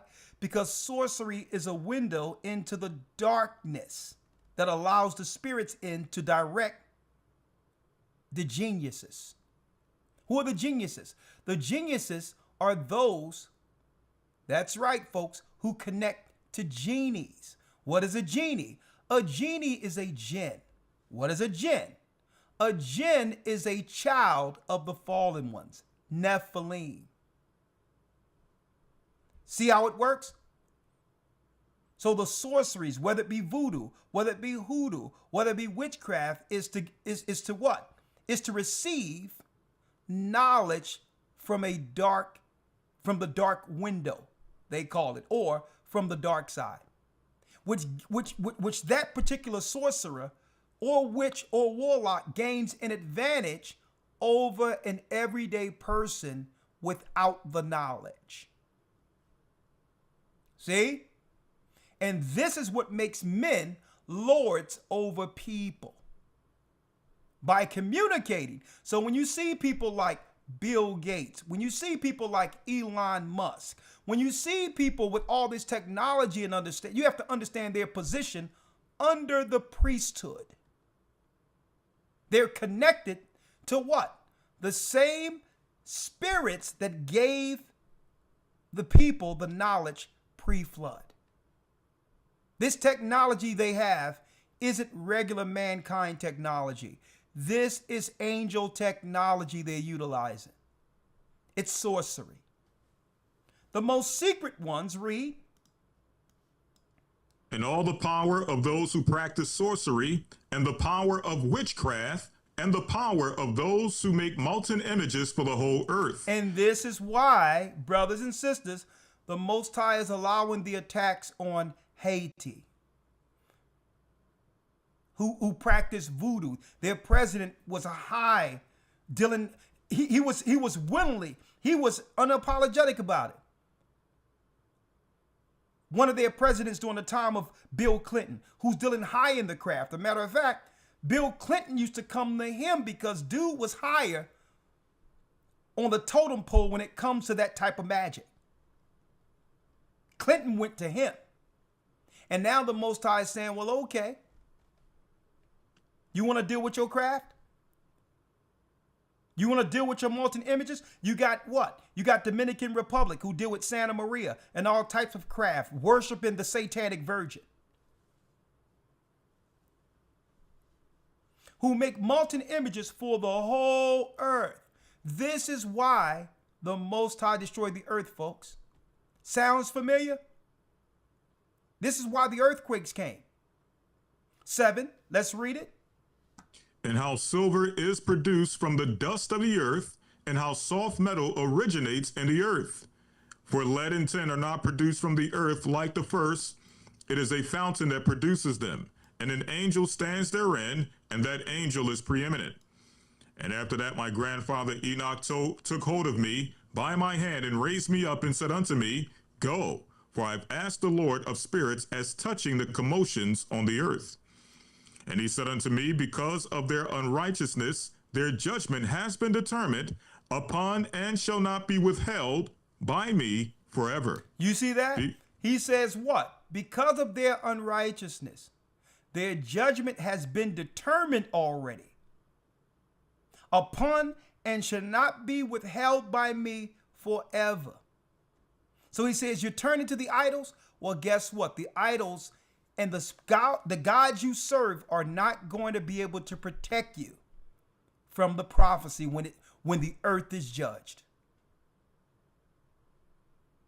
So choose today which God or who or what God you'll follow. Where will you be when the sky falls? Haiti they were basking in the sun, going shopping and doing regular things one day, marrying and giving in a marriage, and one day an earthquake like never before rocked Haiti, and Haiti has never been the same since. with all their beautiful people and splendor, with all their greatness and valor, defeating the French, they could not overcome a natural disaster. Why? Because men cannot fight with God. See how it works?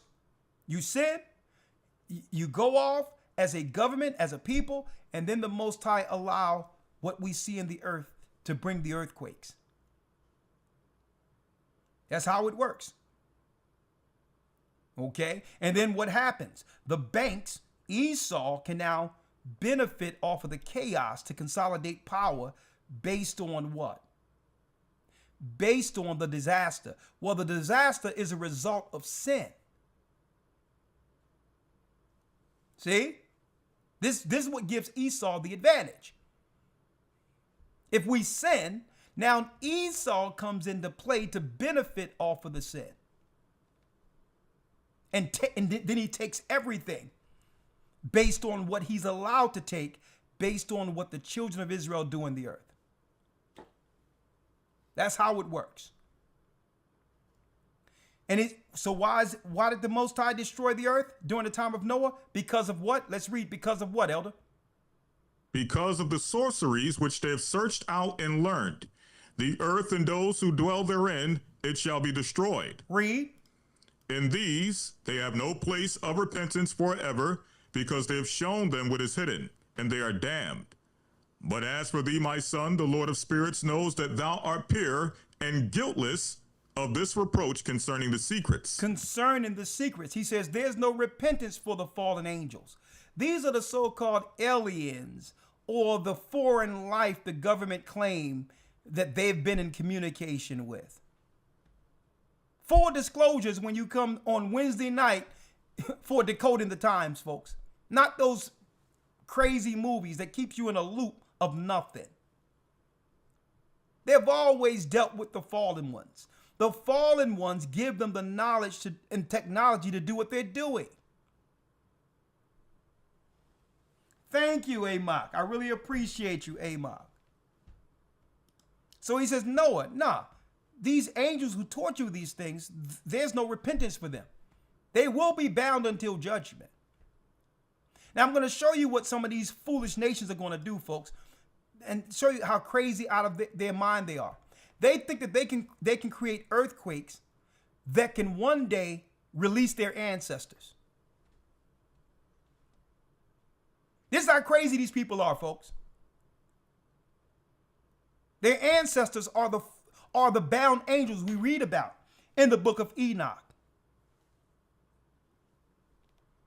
In 2 Peter's, where it talks about the angels that sin. These fools believe that they can create an earthquake to release their forefathers, their ancestors, who was bound unjustly. That they made one mistake. They made one mistake, and now our God is mad at them, but allow his people to make continual mistakes and eventually still be received by our God. They hate that.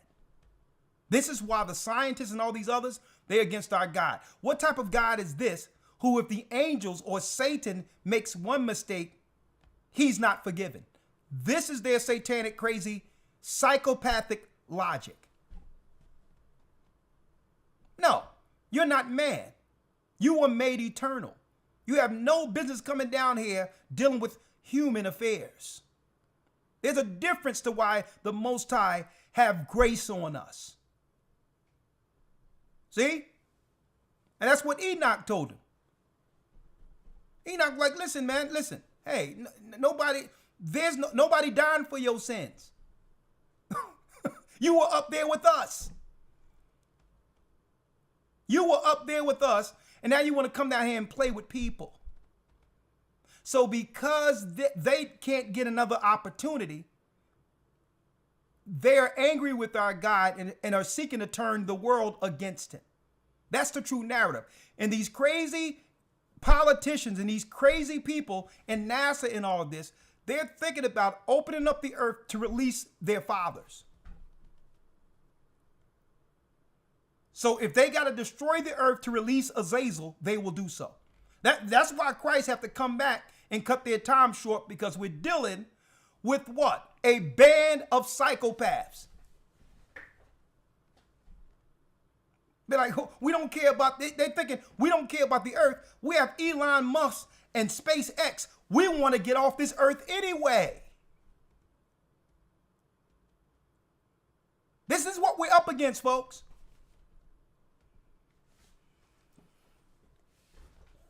All right? So let's go back real quick. Yes, sir. Verse number 12. We're up against a bunch of psychopaths. Done. Right? Right? And these, they have no place of repentance. And that's what they're upset about. Satan talking, well, I got a little attitude up in heaven, and now look where I'm at. You should have stayed straight. You should have stayed obedient. The fallen ones who taught technology, saying, man, look at this. I can show you how to make fire out of nowhere. Look at this sword. Now mankind have fallen out in many wars because this angel want to come down and show off what he can do.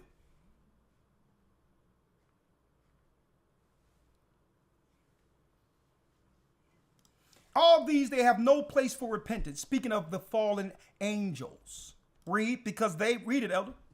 Because they have shown them what is hidden, and they are damned. Because they have shown mankind what was hidden. It wasn't time for mankind to learn certain things. And because of that, they're damned. Read. But as for thee, my son, the Lord of spirits knows that thou art pure and guiltless of this reproach concerning the secrets. And he has destined thy name to be among the holy, and will preserve thee among those who dwell on the earth, and has destined thy righteous seed for kinship and for great honors, and from thy seed shall proceed a fountain of the righteous and holy without number forever. And he told Noah, and has destined thy righteous seed both for kingship. You know he's talking about the children of Israel and Judah coming out of Noah through Shem. And great honors, and from thy seed, the children of Israel, they shall proceed a fountain of the righteous and holy without number forever. That's why it states that Israel shall be as the sand of the sea that cannot be measured nor numbered. See? That there is a remnant out of God's people who's going to make it through this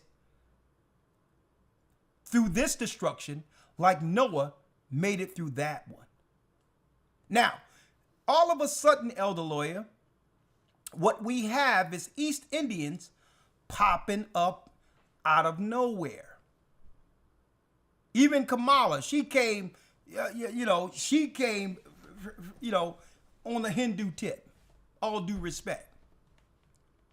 Married to this Jewish Doug guy. And all of a sudden, we see these Hindus out of nowhere. I thought, well, okay, maybe there's a deal they made with Dunkin' Donuts.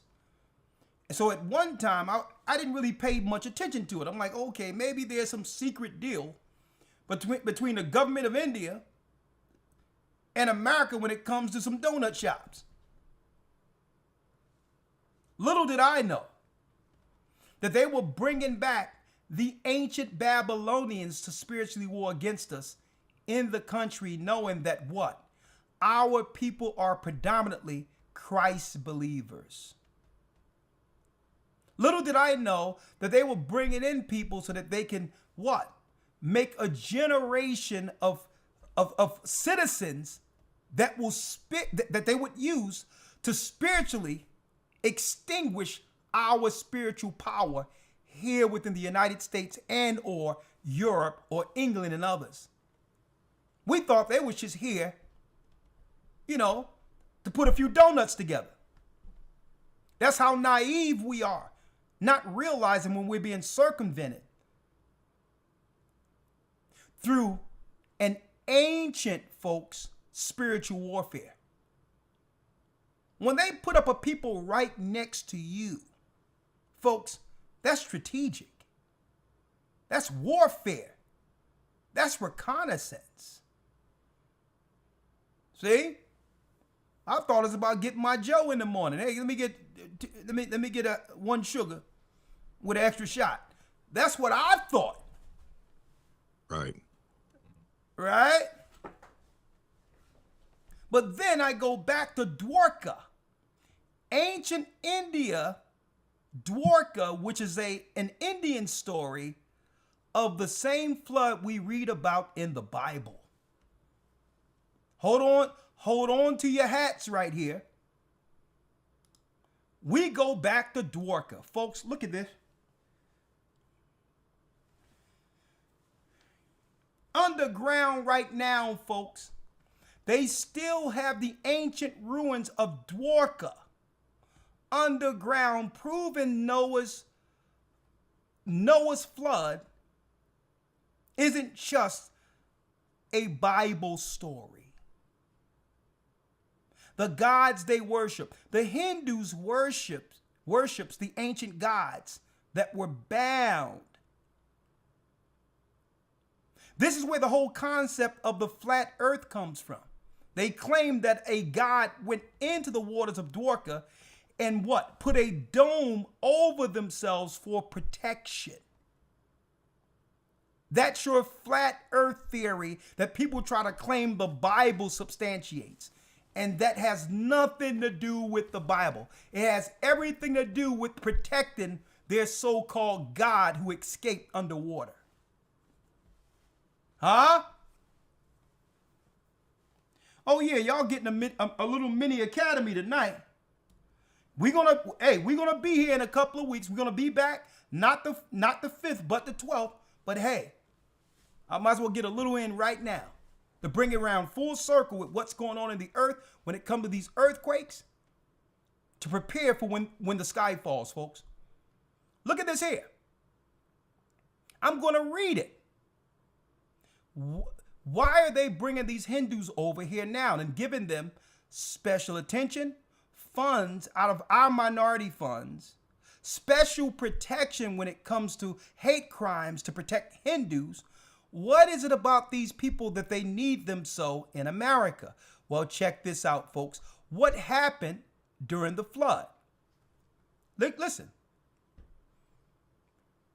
This means that the city must have existed before the flooding, i.e., at least 9,000 years ago.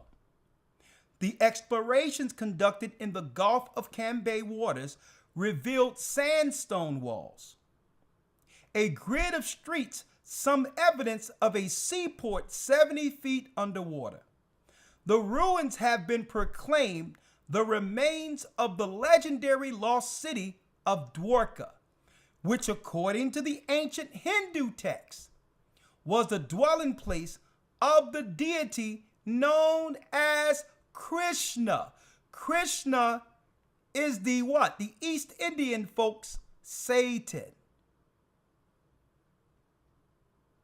Krishna is Satan, folks. Listen to this. According to ancient Hindu texts, Dwarka was a skirmish ground for the Lord Krishna and King Salva. As the Mahabharata describes, King Salva attacked Dwarka with a flying machine. Folks, they had flying machines back then. Like planes, all of that. It's in their text. Hence the reason why Noah was scared, asking, what are we going to do about all the noise and the war we're seeing here in the earth? And he prayed to Enoch to give him understanding, folks. They were doing aerial warfare before the flood. It's in the Krishna legends. As the Mahabharata describes, King Salva attacked Dwarka with a flying machine. It is the description of the battle that draws the attention of the ancient aliens theorists, as it seems to suggest it was fought with sophisticated technology and advanced weapons.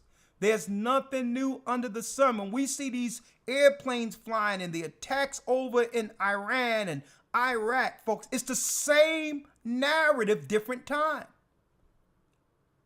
Potentially, even with a craft attacking from the orbit, the spacecraft commenced an attack on the city with the use of energy weapons, folks. What some people claim or allege were utilized September 11th, 2001 with the World Trade Center that would turn steel and brick into dust. There's nothing new under the sun, folks. This is angel technology that they're utilizing.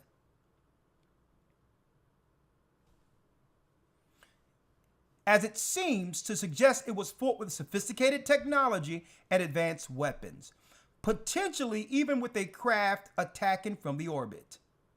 The spacecraft commenced an attack on the city with the use of energy weapons, which to the onlookers resembled a discharge of a lightning.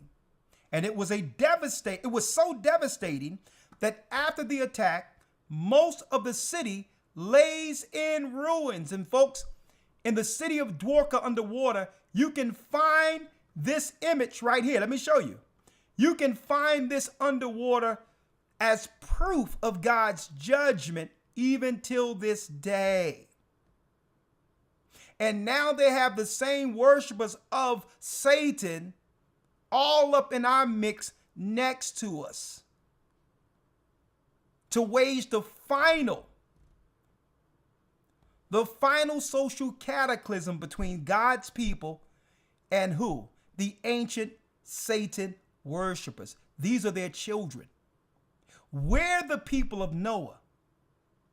They're the people who worship the fallen angels at the city of Nod. Same particular narrative that God had to save us out of.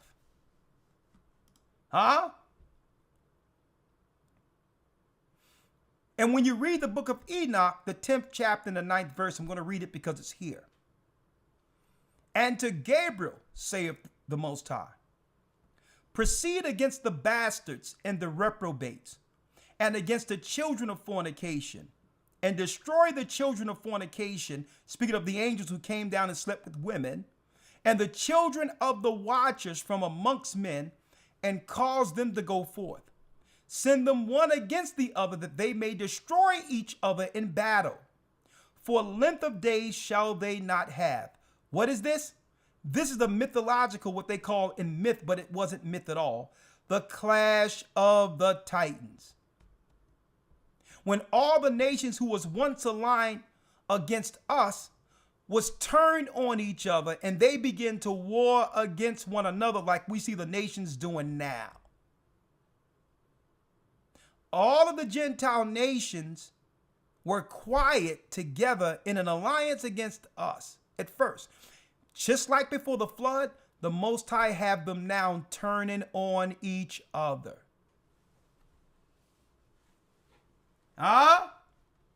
Same thing. So here we go. So what did the Most High do? Oh yeah, it's getting real good right now. One moment. Here it is now. Now, Elder Lawyer, now let's get Isaiah 54 and 16. We're going to open it up in a moment for people who would like to come in. Isaiah, real quick. 54, 16. Let's read that. Yes, sir. The book of Isaiah 54 and 16. Behold, I have created the smith that bloweth the coals in the fire, and that bringeth forth an instrument for his work, and I have created the waster to destroy. The Most High says, behold, I have created the smith that bloweth in the coals, and that bringeth forth an instrument for his work, and I have created the waster to destroy. Hold on.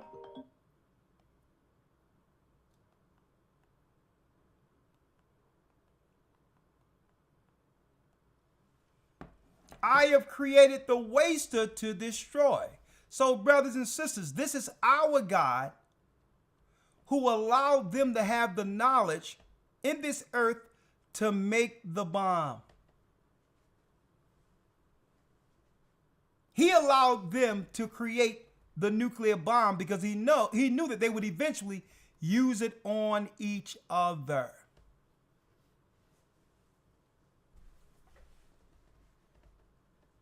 See? He knew, just like before the flood, the clash of the Titans, where he told Enoch that, listen, tell them that their children will begin to war against one another. And I'm going to tell you, folks, when you have a people who only know war with no peace, eventually they turn on their allies. War is normal for those who are in the spirit of chaos. And this is how you know when someone has a demon in them. It's the same spirit. They don't know peace. They're not satisfied unless there's commotion, war, or some type of destruction going on. That's how you know when someone has what? One of the children of the devil in them, Nephilim. They don't know peace. They can't even settle themselves in their mind to have peace. The same way with Esau. Esau cannot stop war because war is all he knows. So even with people he's aligned with against us, he's now warring against them. Why? It's the same narrative we see before the flood. Same narrative. So eventually, they're going to use these weapons, folks. They did it before the flood. The Most High put it in their mind to do it. He put it in their mind. Like, okay, what crazy people would use something to kill themselves? Believing that what? The threat of their might keeps them in power. Well, folks, if you have to threaten someone to stay in power, understand that your power is temporal. You cannot sustain power through tyranny. See? You don't have to threaten someone. We're going to love Christ's kingdom to be ruled by what? A righteous king. There'll be no need for force.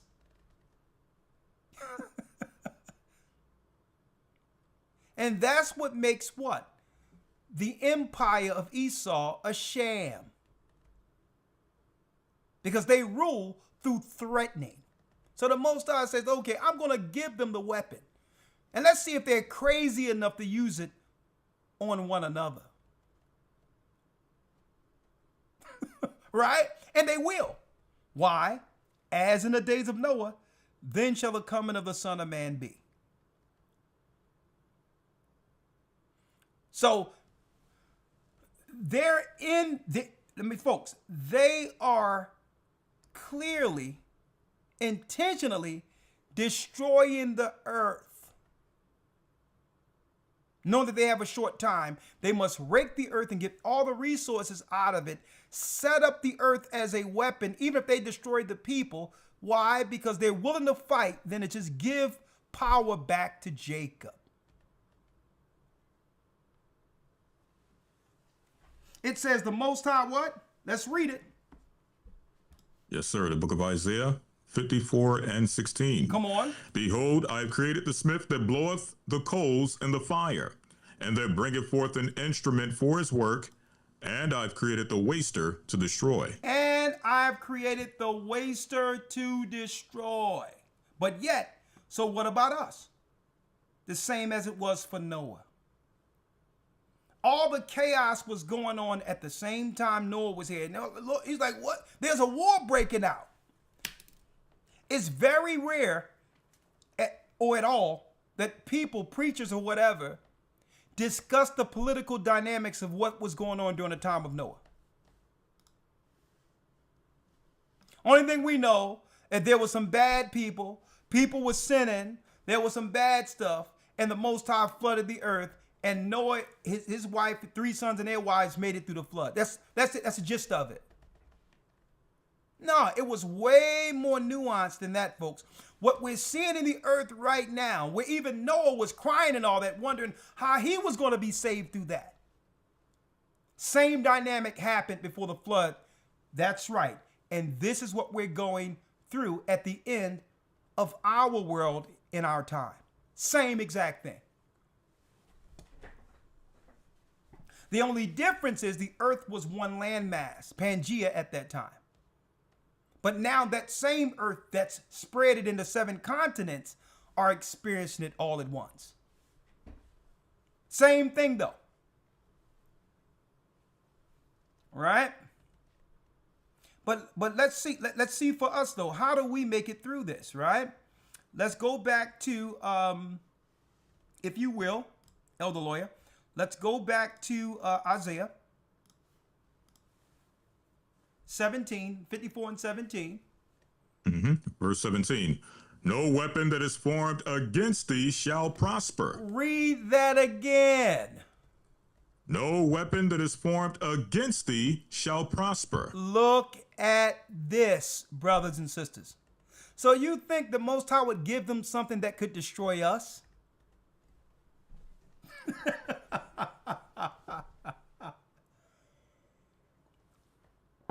He gave them the tools to destroy one another. Folks, the righteous is coming through the fire. In a twinkling of an eye, we shall be changed. Boom.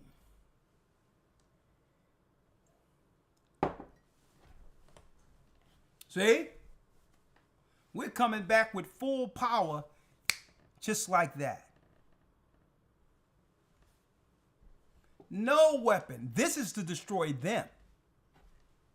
Christ is our Noah's Ark. And for you Christians out there, let me put it out there. There will be no rapture.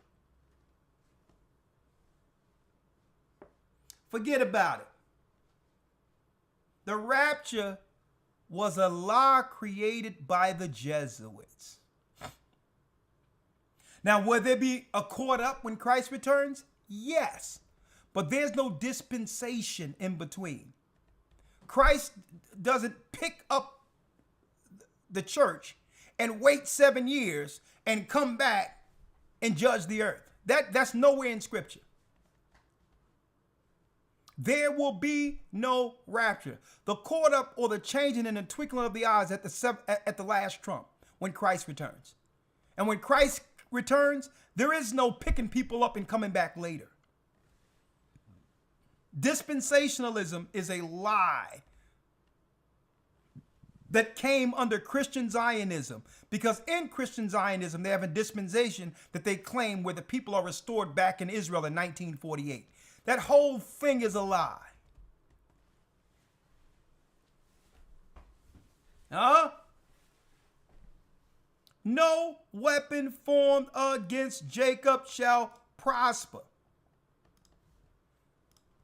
The only time their weapons prosper or succeeds against us is when we volunteer to fall into their snares, to believe their lies.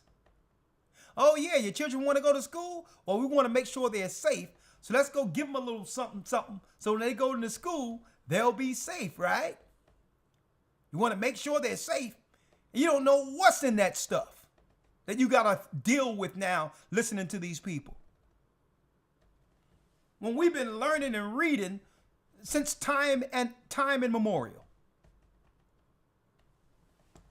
The only weapons that really work against us when we're naive enough to trust it. No weapon that is formed against Israel shall prosper. Read. And every tongue that shall rise against thee in judgment, thou shalt condemn. This is the heritage of the servants of God, and their righteousness is of me, saith the Lord. Saith the Lord. Let's go to 2 Peter 3, 9, and 10, and then we're going to open it up. There's a few other things I wanted to show, but you're right. But I'll probably show one thing after that, and then we'll open it up for text. You can text. We'll call you back. Just text, because we don't have a queue right now. So text, let us know you want to come in on what the topic we're discussing tonight, and we'll call you back. Or you can come in through Zoom. I'll set up a Zoom now. Hold on. And make sure you have your points in order. For the sake of the broadcast, we can't have people going into long diatribes of things, and we can't have a whole dissertation of conversation. Conversations must be had outside this. We need you to bring your point within 2 minutes. If it's going to be a dialogue, it must be something interesting based on the topics discussed, all right? If you're reaching out for baptism or need us to reach you for something outside of this broadcast, just text that and we'll make sure Bishop Shawan call you back. All right? We want to keep these subjects strictly on the topic. All right?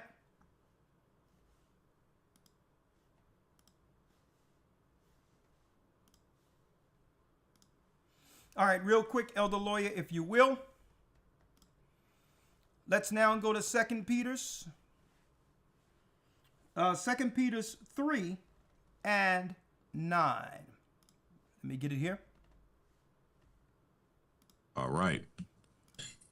2 Peter 3, verse number 9. Hold up. Before we go there, let me go back to the fact that we've taught this many years that the majority of the nuclear plants in the United States are on a fault line. Okay?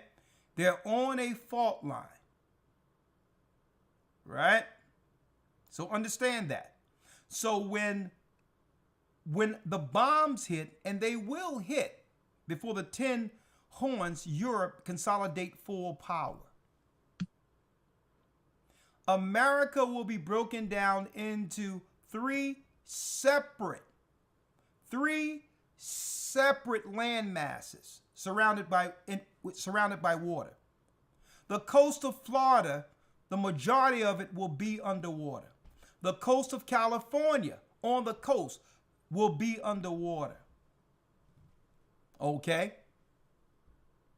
And when it happens, Yellowstone blows. All those parts of Mexico, different parts of Mexico in the California area, the Madrid fault, all of that is going to go off. Okay? That's how it's going to be.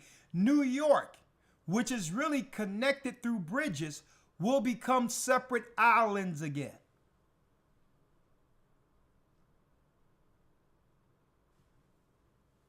Before we get that, let's go to Revelation 16, verse 19 to show that prophecy. So again, are we to fear? No. The question is whether or not you're on the ark.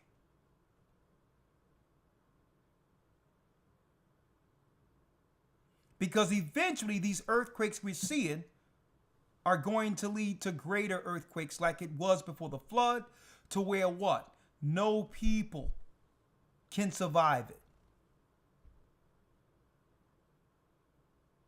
Let's read Revelation 16, verse 17. Let's read that. Revelation 16 and 17. And the seventh angel poured out his vial into the air, and there came a voice out of the temple of heaven from the throne saying, "It is done." And there were voices and thunders and lightnings, and there was a great earthquake, such as was not since men were upon the earth, so mighty an earthquake and so great. And the great city was divided into 3 parts. Into what? Into 3 parts. Into 3 parts, folks. Years ago, 2009, 2010, I showed the old Navy map what they predict the earth will look like, the United States in particular, during the Third War. A matter of fact, let me show you. I used to show it to everyone. They had this map since the 40s, predicting what the earth would look like after the great earthquake, which was prophesied out of the book of Revelation. Just like the vaccines. They're actually prophesied out of the book of Revelations, where some people would live and would want to seek death but cannot because they have a low quality of life after getting it. Revelation breaks down everything, folks. Look at this.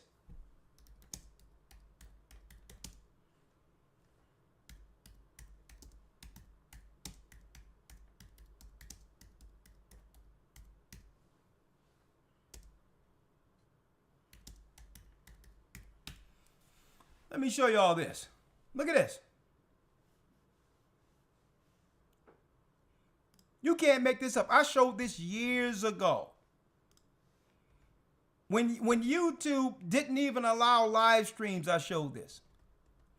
The future Navy map of America is a famous pseudoscientific fictional graphic. Well, why do they have this fictional graphic at the Pentagon?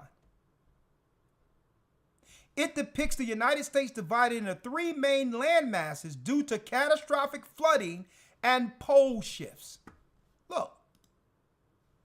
Look at it right there. Boom. Hold on, let me show you.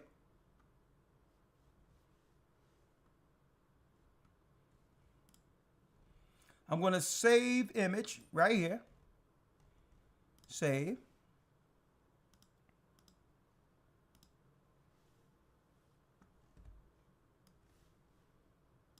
Right there. Look. Folks, this was in the book of Revelation. This was in the book of Revelation before America was founded. That after a great earthquake, America will be separated into three separate parts. Look at this. All of this is underwater. All this of Colorado, the majority of Colorado, underwater. Utah, the Mormons, with all the mess they're dealing with over there, they're totally underwater. The whole Nevada underwater. Only a little bit of Oregon is left. Look at what's left of California here. Look, all of this used to be coastal, top billion-dollar property. All of this is underwater. All the way into Mexico. The bottom of the coast of Texas, a lot of that underwater. Arkansas and Mississippi split totally in half. Where you would need a boat to get from Arkansas to Mississippi. Look at the bottom of Louisiana. Almost all of Louisiana underwater, because why? A lot of Louisiana, they have landmass based on what? The levees. Well, when it happens, all the levees will break and it's not going back. So all of the coast of Louisiana and the levees will break and all of this will be gone. Parts of Georgia, all of this. Look at this. Look at parts of Maine, the coast of New York, parts of New Jersey on the coast underwater. Folks, did you know the book of Revelation prophesied this before America was so-called founded?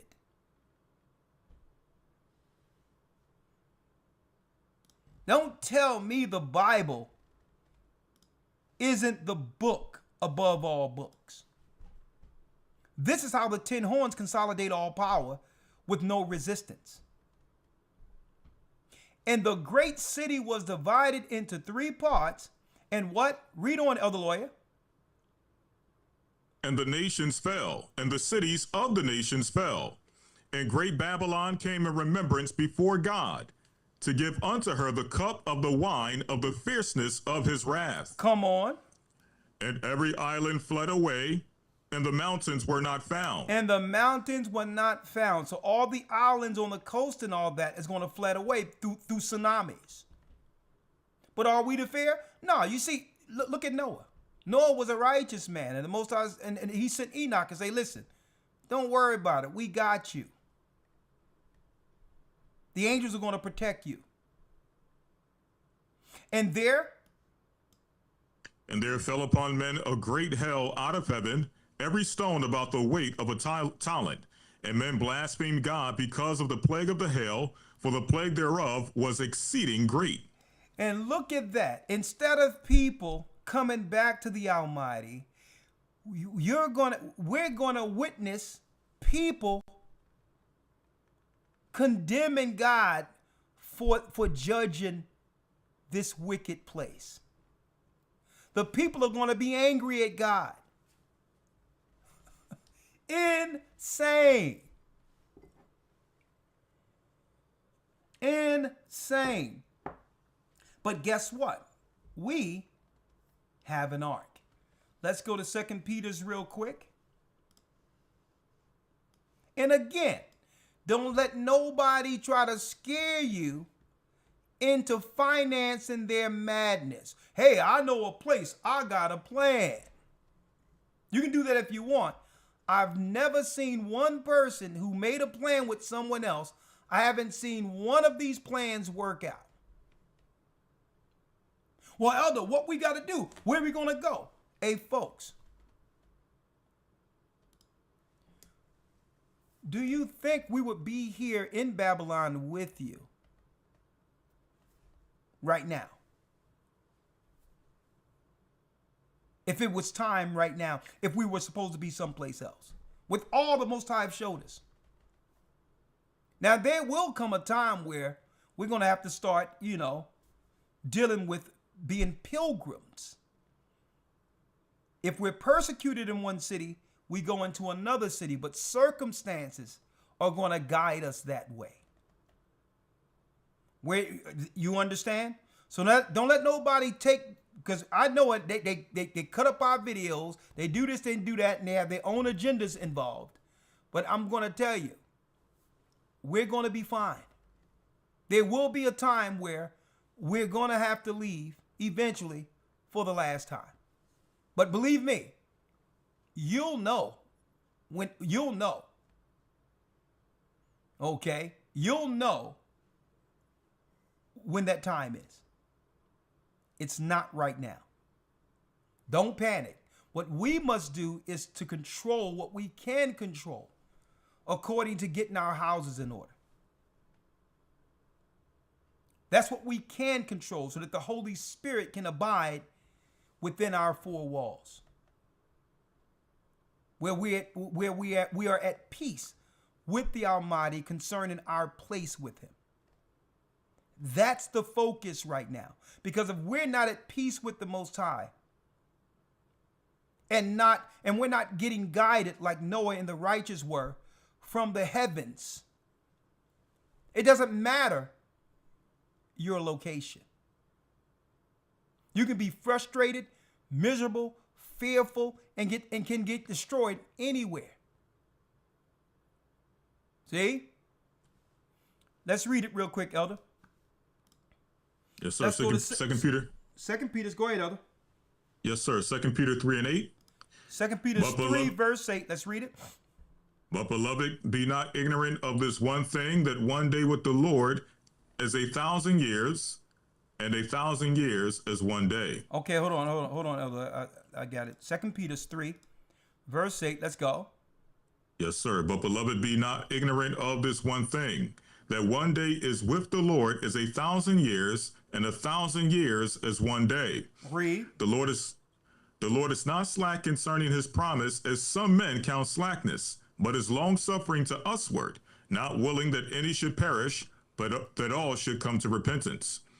But the day of the Lord will come as a thief in the night, in which the heavens shall pass away with a great noise, and the elements shall melt with fervent heat. Now listen to this, folks. It's going to be just like we see these people dealing with the regular day, going groceries and everything. And then the next day, there's an earthquake and fire, and it's the end of the world for them.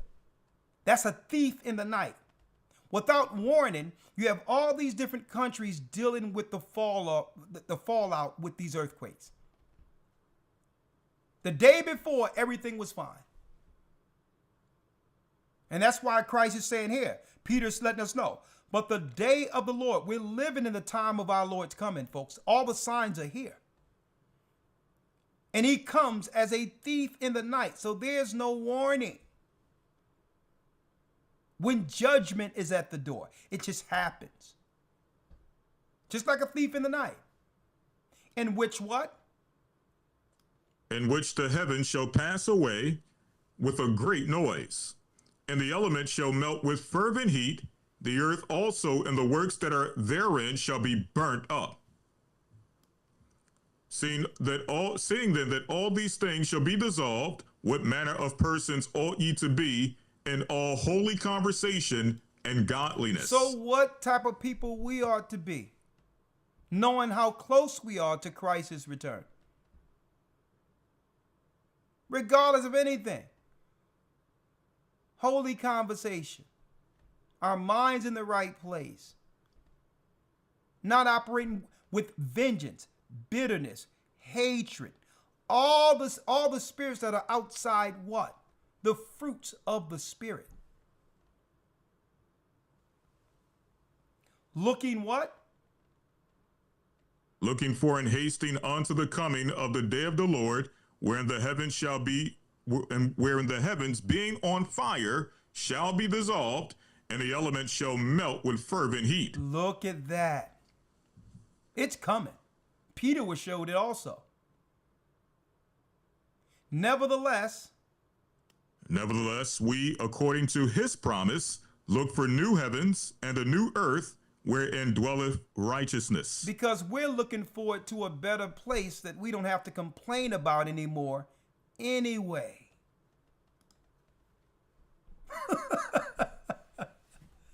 That's what we're looking for. And if this is the judgment that this earth, including America, must go through, so be it. So be it. But brothers and sisters, like Peter wrote in these letters, we are to stay encouraged, knowing that our people have next.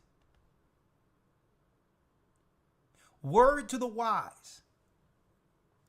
Esau is going to come with another false flag. He's going to come with another scare. Okay? If you fall for it, you may be some of the few who didn't make it through the last lie they perpetrated or fraud on us. If you are fearful, you will not make it. Trust the Almighty. Get your house in order. Follow the laws of God. Repent for sins. Be baptized, and you'll be covered. And that Spirit gathers the elect to the elect. And know and be encouraged that you're not in it by yourself. Okay? It's the Holy Spirit that have gathered us together into one body for this time. Own it. All right? All right.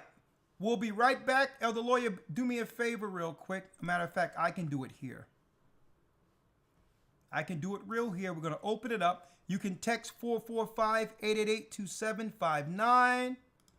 Let me know that you would like to come in. Let me know that you would like to come in, and I'll bring you in. Or you can come in with Zoom. If you come in with Zoom, you must show your face. Okay, you must show your face. You can request not to be seen online. I'll respect that request, but I need to know who I'm speaking with. All right. There's the Zoom link for those who would like to come in. Thank you, Elder Dale. Thank you, Elder Yarack, for backing us up in some of the resources you've sent to me. And folks, this academy is going to be off the chains as we break down the truth concerning Babylon. We're going to also go into some new prophecies in the book of Daniel's, never broken down before in our academy. Watch it. Hey, this academy will be the academy of all academies. And I'll tell you this, we're going to go into this like it's our last. We hope it's not. But we're going to deal with this academy like it's our last one. We're going to deal with this like it's our last one.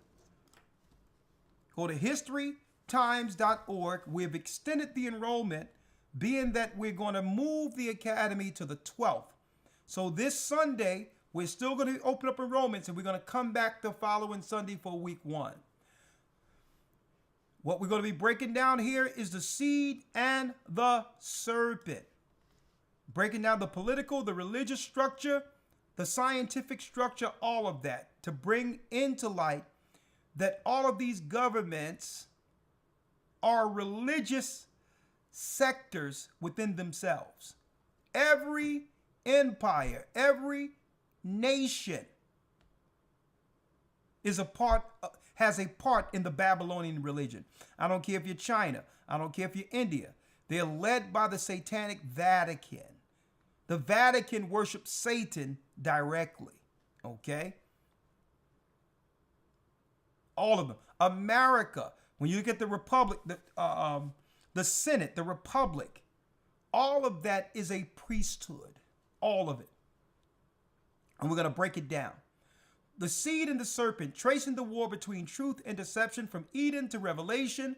From the beginning, a war was declared, 2 seeds, 2 kingdoms, 2 destinies. Join us on an in-depth journey through Scripture as we uncover the origin, rise, and final defeat of deception and the ultimate victory of truth. We're going to bring it. Go to historytimes.org, and we have a brand new platform. We're extending the enrollment, so if you haven't enrolled, do it now.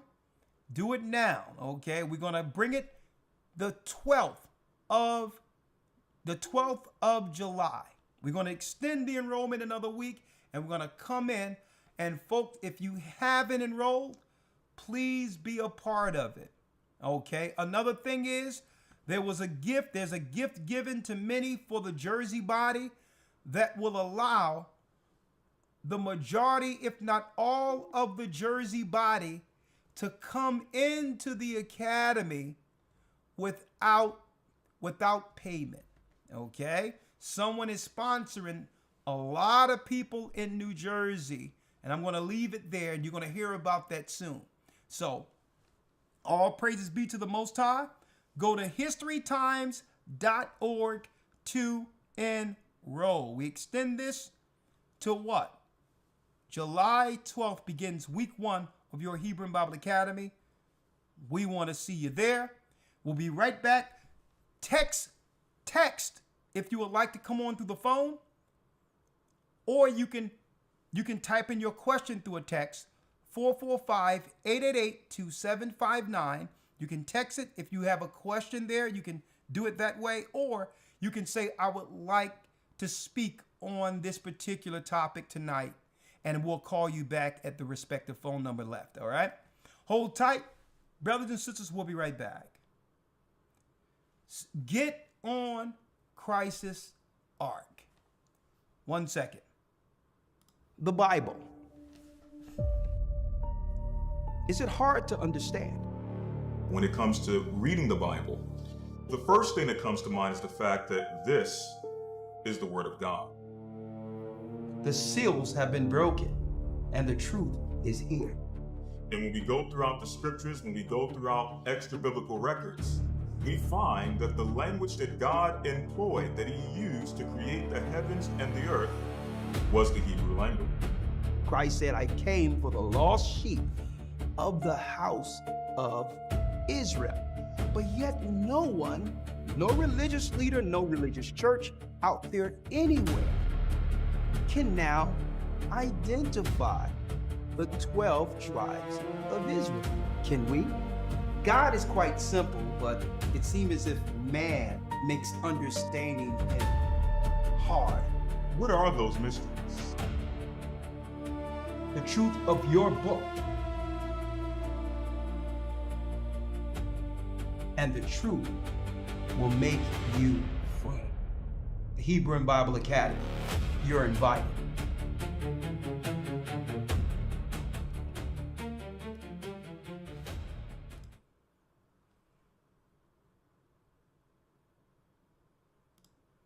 Hebrew and Bible Academy, you are invited. And folks, let me tell you what's going on right now before I bring you all in. Check this out. Fair use. More breaking news. A Supreme Court ruling this morning allows the Trump administration to end TPS for Haitian and Syrian immigrants.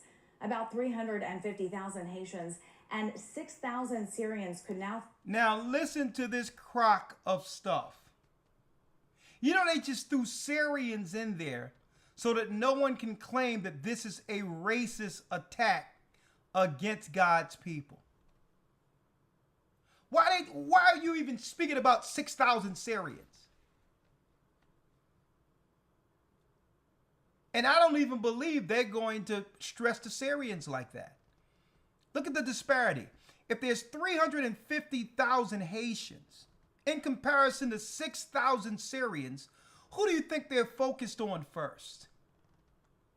So the only reason they're throwing that Syrian crap in there is because why? So that no one can claim this is a racist attack against the children of Israel. 350,000 Haitians, Levites, who are only here, the majority, because what? Their land have been torn apart after the earthquake and all of that. And some people believe it's so that the corporations can take all of the mineral resources and oil from their country. Now you're going to throw the people back into a volatile, fragile country with no leadership? They are stoking a serious revolution in Haiti. That's what they're stoking intentionally. You just can't throw 350,000 people on that mess that they've created there and not think that many is going to die. They know exactly what they're doing here. On top of that, this gives the government of America the green light to come after our people here in the United States. Now, of course, if you're not Haitian, there's very little you have to worry about if your status is correct or whatever the case. If you were born here, if you're an American or Judah here, hey. But the whole thing is, it still gives them the what? The autonomy just to check you just in case you might be Haitian. Just putting that out there. 445-888-2759. Hello, Elder. I have a question. Brother Israel, I see you there, Brother Israel. I see you there on Zoom. I'll bring you in 1 moment. Let me go through some of the phone calls first and then Zoom. All right.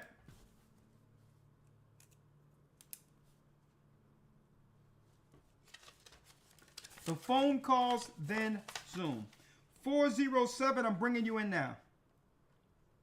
Please make sure, 407, please make sure that YouTube is turned down when I bring you in through the phone, okay?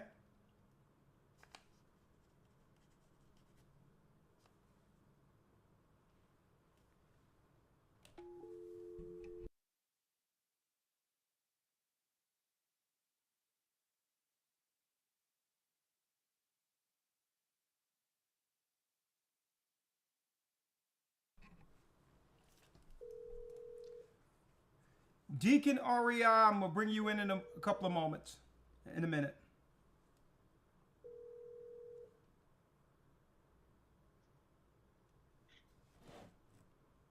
Shalom, Elder. Shalom. You said you had a question. Let me have your name. Brother John. Brother John. From the body. From the body. Which church you belong to? Which location? Orlando, under the Elder Nathaniel's house. Oh, blessings. Talk to me. So you want to talk about what's going on with the protective services? I mean, the temporary protective services that they're destroying right now, that they're taking away?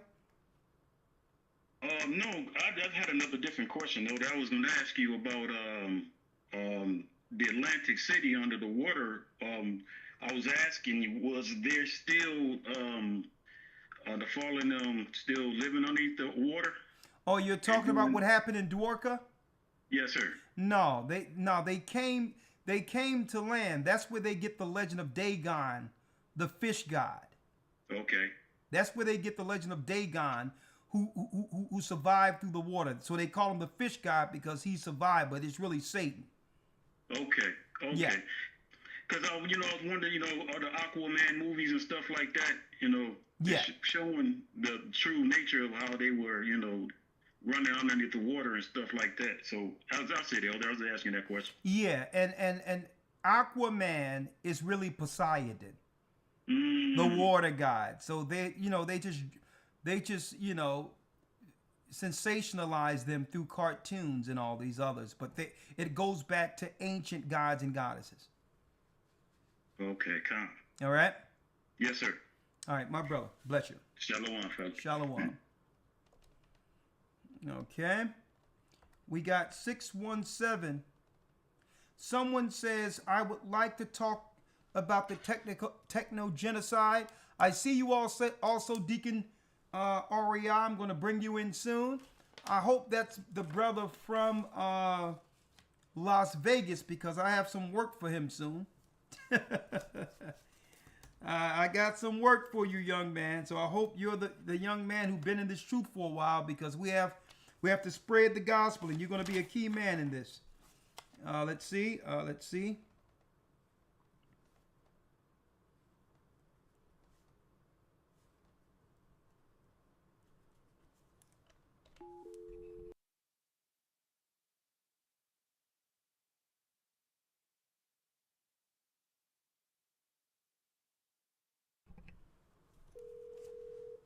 Okay, we have the 617 area code. Good evening, Elder. Good evening. You said you wanted to talk about what in particular? Your name? This is Sister Shirley. Blessing Shirley. You're from where?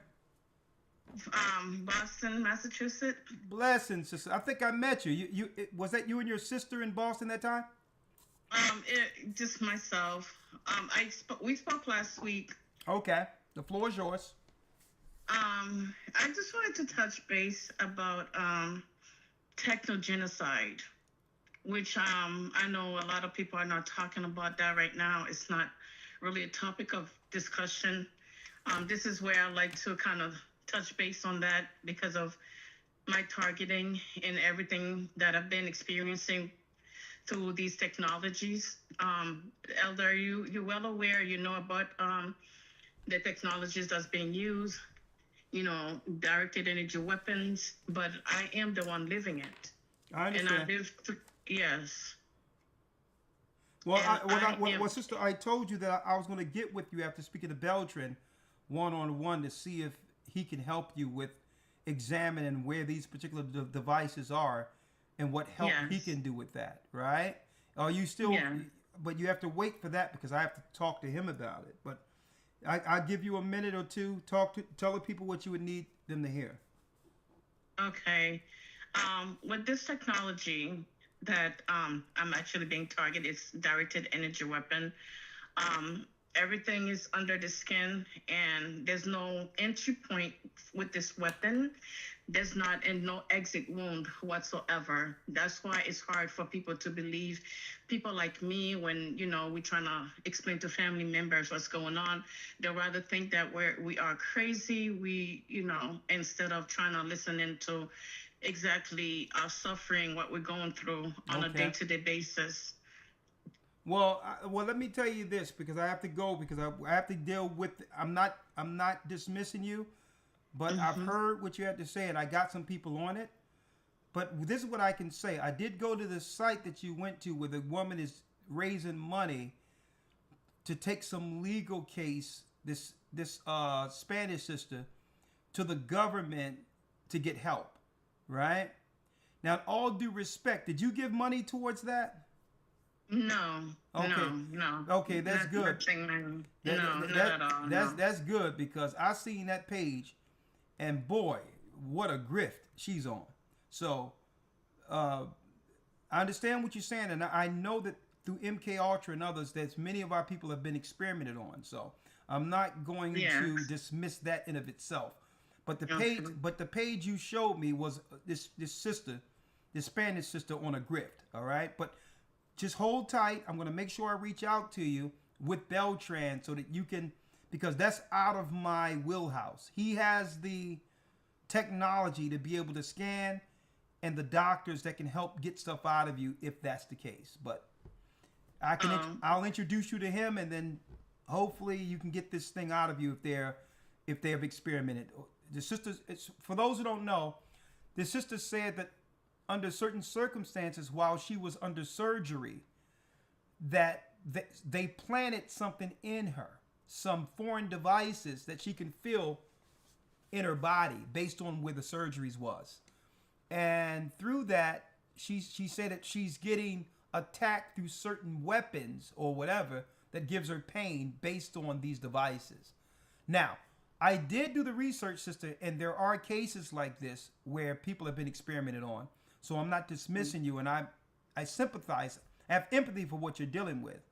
But I'll tell you what, I'm going to make sure I contact Beltran, get you in connection with him, and see what we can do to fix you. As far as, I don't know whether or not there's these x-rays, there's a room you have to go into where he scan you, and then you have to set up with a doctor to get him taken out of you. But that's not my wheelhouse. But the reason why I had Beltran on, because I believe men like him will be useful when the mark of the beast is on the scene. Just like when there's a lot of people who got the vaccine, but when they found out what it was, they started telling everybody, well, no, I didn't get it. I didn't believe that stuff. And they really got it out of fear and secrecy while telling others they didn't get it. Well, I believe the same thing is going to happen with the mark of the beast. We're going to have people who realize the mistake they made by actually taking that stuff and how they're not in control of their own person like they were before. And they're going to come around us claiming they didn't take it. So this is why I value people like Beltran who have the technology to be able to scan people for foreign devices. All right? Yes. So it so happens that that's how that connection came into play. His people reached out, seen us teaching. I reached back out to him, and he told me the truth about what was going on with the vaccines and all these others. And I told him where I was when it comes to preparing for the mark of the beast. And he said, hey, we're brothers. We're brothers. It was more than destiny that we were actually talking. Because I know I'm going to need people with that technology to help, because our people are going to take this stuff and going to come around us like everything is fine. And no, we already in front of that. So when it comes time, sister, what I'm going to do is I'm going to reach you tomorrow, hook you up with Beltran, and we're going to see how that goes, okay? Thank you, Elder. Thank you so much. But what I wanted to touch base on is the technology that's already being in use. They are able to enable genocide through these technologies, like mass surveillance system, tracking ethnic groups, religious groups. You know, they have AI-assisted military targeting, the biometric databases used for persecution, drones, and autonomous weapons used against civilian populations. Nobody's really talking about techno-genocide that's already taking place. Oh, yeah. Well, sister, we have talked about it. The whole deal is, really, they were using this stuff, which is old technology that you're talking about. Right now, and everyone has a cell phone, so they can surveil and do everything they can right now, and strictly with people having cell phones now. Yes, true. Right. Yes. But I understand what you're dealing with is even more intrusive. All right. So yes. Do me a favor. Let's have this conversation separate because I really want to get other people's opinion on this. Not that what you're saying is important, but you've brought this more than a few times, and I really want to focus on our topic tonight. Okay. Okay. All right. All right. Thank you. I just wanted to bring that up because that's also a form of warfare. All right. Thank you. Through technologies. Thank you. All right. Shalom. I appreciate it. Shalom.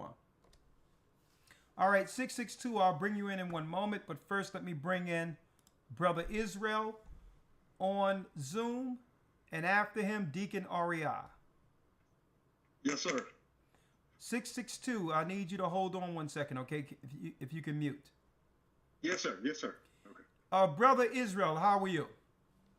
I'm all right. Elder, you got me blacked out on the live, right? Well, yeah, I don't have you on the live. They can hear your voice though. Okay, shalom. Blessings. You got 2 minutes. Talk to me. Yeah, man, I was just concerned about my family and stuff like that. They out there in St. Louis, and I know you guys are over that. Just like I be learning a lot from you guys, and I just don't want them to be affected by any of these troubles that's gonna happen when they happen. So I want them under a teacher like you guys, with you guys, because you're over St. Louis, so they can know what's going on and just be updated on everything, so it won't hit them all of a sudden and they unprepared. Okay, so where are you, sir? Right now, I'm in Oregon right now. Okay, so you are in Oregon. I think you called in. I think you're not the brother that works at the data centers, are you? No, it's not me, though. Okay, yeah, there's another brother who looks similar to you. All right, okay. So you're saying that your family need to hear what you are hearing. Yeah. Okay, yeah. So why can't you deliver that to your family?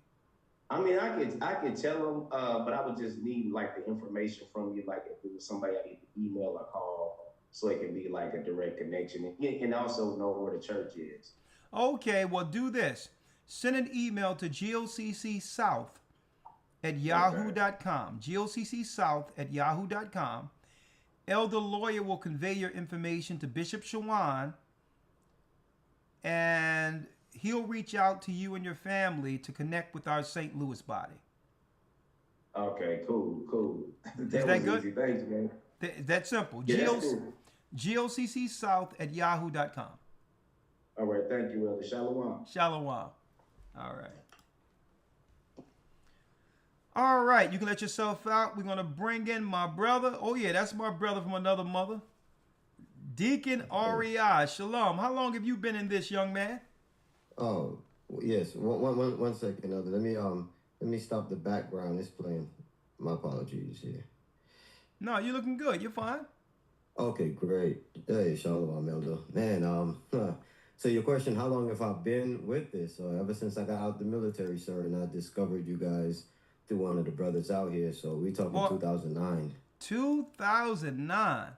Well, yeah. Brother, it's about time you get into some greater works, ain't it? Oh, all praise to the Most High. So. Well, I definitely got some plans for you, young man. I got some plans. And you tell everybody where you're from originally. I'm originally from Guyana, South America. South America, Guyana. Yes, sir. And right. I came up here. I lived in New York, Jersey, graduated high school, entered the military from Florida, traveled around Georgia, the West Coast, stationed in California, deployed to Iraq, came back, and the Most High really started speaking to me while I was in Iraq. This was 2005 when Katrina happened. Yeah. And back then I didn't know anything about the church. I just know the voice of the Lord, what He was showing with me. So came back and went through a rough spell, and I know I had to transition out of that system. And so I just trusted the Lord, and yeah, it's a story because. Are you still in Las Vegas? Yes, sir. Yes, sir. All right. So matter of fact, go ahead. Talk to me. I'm still here. Yeah. Yeah. When the church was discovered by the brethren who's no longer with us, I was one of the original 3 brothers, and then we put in the work, met up at who is now Bishop of War, baptized Bishop War back then, and then I left and went into. I was heading back home to South America and ended up in Central America where the Lord started working. And once we touched base, I came back here for a stint, then I went back to Guyana. And then when we talked while I was in South America, this was 2016, I came back and I've been in Vegas building the church with Bishop Bakar and the brethren out here. So, Okay, yes, sir, well, still hey, out here. well, you went through what you had to go through. Now, yeah, we have a church in Oregon. Yeah, so, all right, what say you? You have something to say on the topic tonight? Oh, yes, very, very, very profound, Elder. And I was looking at the same, what you were sharing, and I wanted to share this map with you because I believe this resource would be very, very beneficial, how you were looking at everything that you just brought out and all the earthquakes. This is, and it's not just limited to earthquakes, it's a geological map with all the events. So you're talking radioactive. I've been looking at this map for years, matter of fact, since way back then in 2011. And I wanted to share this with you. And while you go forth to the broadcast, you pull it up real time. It shows every event, earthquakes, all of it around the Pacific Rim, the time it happens, the updates, all of it. And it actually is Okay, very do me a detailed. favor. I'll tell you what on Zoom. Put it in the chat real quick and I'll bring it up. Come on, let me put it in here. Right Yeah, the chat, there's a chat we have there. And right there in Zoom, I'm going to put Shalom so you can see it. Roger. See that Shalom right there? Yep, there it is right there. My man, Yeah, pots and pans. Let me grab it here. Sure. Oh, There yeah. it is. All right, I'm going to pull that up. Oh, okay, so what are we looking at? Do you want to receive notifications about recent events? I put yes. Yes. Okay. Because, and yeah, it 'cause it'll show you. says it wants to notify me. Nah, do I allow the notifications or do I block them? You can block them. You just look at it when you feel the need to just All check and right, see what's yeah, going on. they're asking too many questions. All right, let me pull it up so that people can see what you're showing me, and then you can describe exactly what this is. All right. So we got a brother who's been with this truth almost as long as anybody, at least the online following. Brother been warned for a long time in the truth. Praise the Most High. And so what are we looking at here on this map? What is this map? Who created it? Okay, so this map right here was created by an organization that tracks all geological events, but not just that, real-time activities. We're talking about the fires that happen, the earthquakes that are registered, that are not reported, and so much the more biological outbreaks, everything to the T, and it's current. So it'll go about 2 days back or so, but it's showing real time all of the activities, along with a very defined, when you're looking at the, like for instance, the oceanic view, you can actually see the landmass below water, basically where the islands are discovered. Once you scale down, you'll see how all the islands sit on a rim. So the scripture you were just bringing out in Revelations about the islands being troubled and disappearing when the earthquake, this map actually solidifies what they were trying to explain away as a fictitious map for the U.S., the map that you were showing. Yeah. These plates actually line right up with it. So it's not necessarily fiction. This is real time.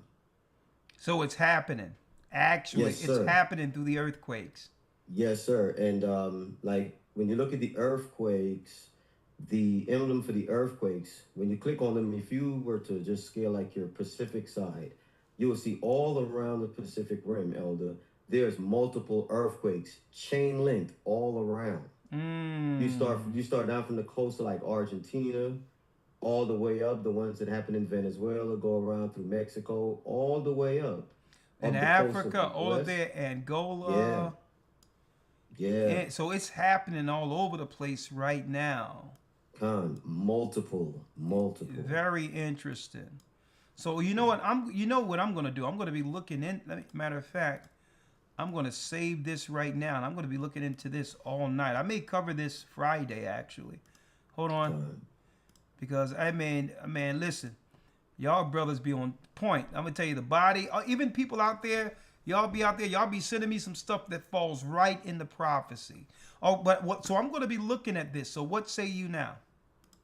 Well, to what you were saying too, and I've been working with the body down in Guyana, explaining to the people that are in the capital, because Guyana, Georgetown is the capital is like 6 feet below sea level, and all the oil that they've been extrapolating out of the region there, over 900,000 barrels per day.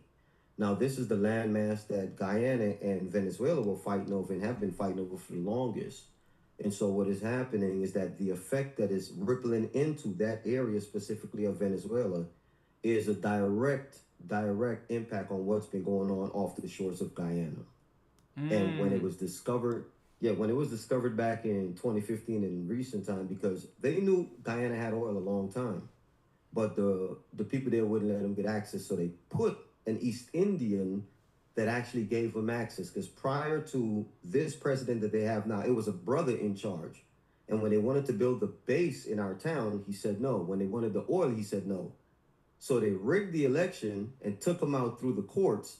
And the East Indian that's in now, the very thing that you've been teaching, how so to don't tell me they put a Mujabi. They put a Mujabi over there in Panama. And Lord in have Guyana. mercy. And they have direct access to all the resources. So everything that you were bringing out tonight, real time is happening in that area also. And Guyana is the only English-speaking country on the continent down there. So let me tell you, these East Indians have been their secret weapon, man. Oh, I'm so glad that we got some people that's in India that's for the church, because I believe when we get these people in the church baptized, they're going to spill all the beans of what's really going on in India. We have some people in India who have converted. Don't forget the disciple Thomas was he's buried in India. So the gospel was there. So we have a lot of people, our people, who's going to be converted from India, that's going to expose these Satanists. All praises. Well, thank you, brother. Be sure to reach out to me tomorrow, because we have to talk about extending what you're going to be doing amongst us since you've been here so long, because the time is now. So reach out to me tomorrow, young man, and we're going to talk, all right? All right, Elder. Good My broadcast. brother. There he is. A warrior for the Almighty. All praises be to the Most High. Round of applause. All right, 662 area code. You can let yourself out, young man. I'll speak to you tomorrow. And Shalom. We have 662 area code. Shalom, sir. Shalom, Elder. Shalom. How you doing? All right, sir. I'm doing well, sir. Now, talking to you, sir, I'm even better. Yes, sir. My name David Robinson, sir. Bless you, David Robinson. City and state? Indianola, Mississippi, the home of the blues singer B.B. King. Lord have mercy. The home of the blues. Talk to me. Yes, sir. I don't know how to work. I really need to speak with you, Elder, when you have time, sir. It probably would need to be outside of your live, because I don't want to interrupt anything, sir, because you're bringing the truth right now, sir. I don't want to interrupt that, sir. So, but I really would need to speak with you, Elder, if possible, sir, because I have some, and I really need work, sir. By work, I mean for the Most High, sir. I need it bad, sir. All right, where are you? Sir, like I said, I'm in Indianola, Mississippi. I reached out to GOCC South, and a Miss Izar, she reached out to me. And they was scheduling things for the baptism, because I made it clear that I wanted to get baptized within the church. And me and my supposed fiance was going to get married through the church, but that's another story for another time, sir. Your supposed fiance? What happened? Sir, okay. I'm gonna make it quick, because, like I say, sir, you're in your life. Okay, Sunday, her water breaks. We expecting a baby. Whole time, I'm thinking it's mine. We're around each other. I'm thinking it's mine. We only been around each other for what, 7 months. So I take her to the hospital, the local emergency room here in Indianola, Mississippi. The nurse come back in the room and say, "Hey, when you went to your first appointment in March, you was 22 weeks. I've been on her since December."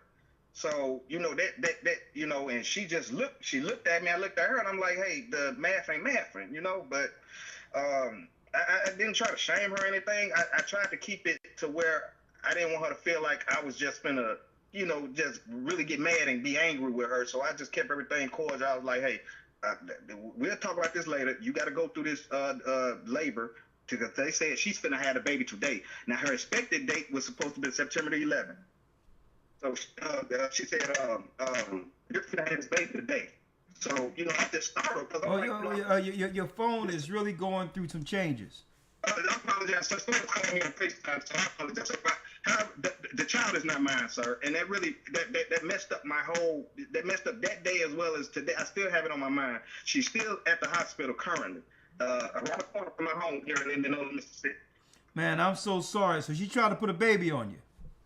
Yes, sir. Yes, sir, indeed. Yes, sir, indeed. Yes, sir. And I talked to my dad about it. My dad is in the truth as well. He always tell me, man, go to the Most High about it. My pops warned me too many times to stay away from that woman. Just stay away from her. Boy, I tell you, boy, they always try to put it on the good guys, don't they? Because she know you'll be responsible. Yes, sir. Yes, sir. Because she knows that I took care of my two youngest daughters for 7 years by myself without picking up their mother. So she's aware of all this. So okay, all right. So you don't want to put her through stress right now. I know you care for the lady, so I'm sorry you have to go through this.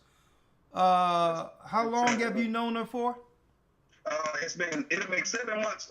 July 5th, it'll make 7 months. Okay, you knew her for 7 months. Yes, sir. But she got pregnant. She was pregnant before she met you? I was at least 2 to 3 months, sir, before she met me. Yes, sir. If you do the math. Yes, sir. No, okay. Well, I'm sorry about that. So did she tell you? Did she spring the news? Did she spring the news on you initially that y'all both were having a baby? Did she say, "Yeah, I'm pregnant by you"? Yes, sir. She, we went in February and we went to an emergency room in Greenville, Mississippi, and that's when they let us know that she was pregnant. So I'm like, okay, I got to show up and show out now, you know. Yeah, you got to show up and show out. Who's the father? Yes, sir. Yes, sir. Yes, sir. And from what she explained to me when I talked to her today, I really thought it was your baby. I didn't know. I really thought it was. I didn't know I was pregnant. Okay, so that's good. So this is how you break it all the way down, though. You ask her, okay, doesn't matter. Listen, it is what it is. I can't change it. Who's the father? When she get mad at me, she'll say, I knew who the father was the whole time. Ghetto stuff. However, when she's being respectful, I guess, she'll say, I was talking about you when I said that. You know, so I'm like, I don't want to, you know, I don't want to play these games. No, I'm asking you, brother. Yes, sir. Yes, sir. Instead of playing the games. Yes, sir. Because sometimes when this happens, women will put it on someone who they know they can pull this over on. Yes, like a regular man would be like, well, okay, I'm not here for the conversation. I don't want. Who's the father? I'm not the father. Who's the father? What's wrong with that conversation? She tell me, if it's not you, then don't you think I may know who? And I said, okay, 1 minute you're telling me that it's me. The next minute you're telling me that when you say stuff like that, it be in regards to me. You be saying brother. It seemed like you're still on the hook here. Yes, sir. Yes, sir, I am, sir. I'm tempted to go back to the hospital to be up there with her, but I'm sitting in my truck right now contemplating on if I should go back to the hospital to be there with her. Or, you know, sir, it's stressing, sir. It's stressing, especially after what happened. It's a situation that happened with my 2 baby girls. Okay. Let me drop something on you. Yes, sir. All right. Here's a situation. If that seed, which we know 9 times out of 10 belongs to another man. Yes, sir. Right? Yes, sir. So, regardless of who you are, that baby will have that connection with the child's father. Now, based on what I'm hearing, what's going on with you, yes, sir. She can tell you and keep you on the hook because you are the responsible one that'll sign the paper. But still, without you knowing, she'll be talking to the regular father, getting what she need out of him too, and you'll never know it. Yeah, but guess who's on the hook according to the courts? If you go down there and sign the papers to claim that you're the father. Me? Yeah, and what happens is every time she get mad at you, she's gonna take his baby to see him, but you're on the hook financially for it. And this guy know that he don't have to pay for anything. So on top of that, because she have that connection with him, even though you're on the hook with the government and still cares for her, she will still be dealing with him without telling you, because that's who she really cares about. But she know that he's not the type of guy who will actually claim her. Yes, So the question is this what you want? You want someone to ruin your life this way? No, sir. No, sir. All right, brother. So you have to know when to run. Yes, sir. You sound like a pop. Yes, sir. Yes, sir. Don't get yourself entangled in this, and next thing you know, the court's gonna be looking at you like I'm looking at you, saying, "Well, why did you sign these papers?" I didn't sign them, sir. They asked me that I want to. I told them no in front of her. Hey, brother, if you go down there, what you think she got you going down there for? Yes, sir. I told them I wasn't finna sign the paper. They brought it in the room, and I told them her mother was sitting in the room as well. And I said in front of her, I said, I'm not willing to sign the papers at this moment. And her mother looked at me, she looked at me, I didn't care. So I haven't signed the papers, sir. I haven't. Hey, brother, where's your father? My father lives in Chicago, Illinois. His name is Ricky Robinson. A military veteran as well. And Well, young man, what would your father say, dude? my father told me, don't you take your weapon to the hospital. Hey, brother, I'm going to tell you right now, brother. Yes, sir. The posture you're taking, you'll never be respected. Yes, sir. Yes, sir. Coming from you, Elder, it means a lot. It holds merit, sir. It holds merit coming from my pops, too, but sir, that was a lot of merit, sir. Brother, you will regret this for at least 18 years. I'm not trying to go that route, sir. I'm saying, do you deserve a woman who would respect you? Yes, sir. Okay, let me give you some insight. You're a smart man, right? You went to the military. You served your country honorably. Oh, no, sir. No, sir. I didn't go to the military. My dad, he was in the military. Oh, your father. Okay. Okay, all right. Well, you can count, right? Yes, sir. Okay. So check this out. There's a numbers game. You're a nice man. How old are you? 38 years old, sir. 38 years old. All right, great. You're a nice guy. Fear the Most High. You want to get into this Bible. You need work to do as far as doing God's work. That's great. Here's a numbers game. If every woman, every black woman in America was married right now to a man, right? Yes, sir. Ready for the numbers game? Yes, sir. There would be 2 million black women of marriageable age left. Okay. So you got that number? Okay. So that means if every man that's eligible, black man that was eligible for marriage were to tie the knot today, there would be 2 million black women left over to be married. With no man at all, with no husband or nothing. That's the number disparity. So it's more women than men, basically. 2 million of them. Yes, sir. So I don't understand with this number, what the numbers are. What is this desperation to get into something that you're going to regret long term when you can choose one of 2 million and not go through what you're going through right now? Yes, sir. You sound like my pop, sir. Yes, sir.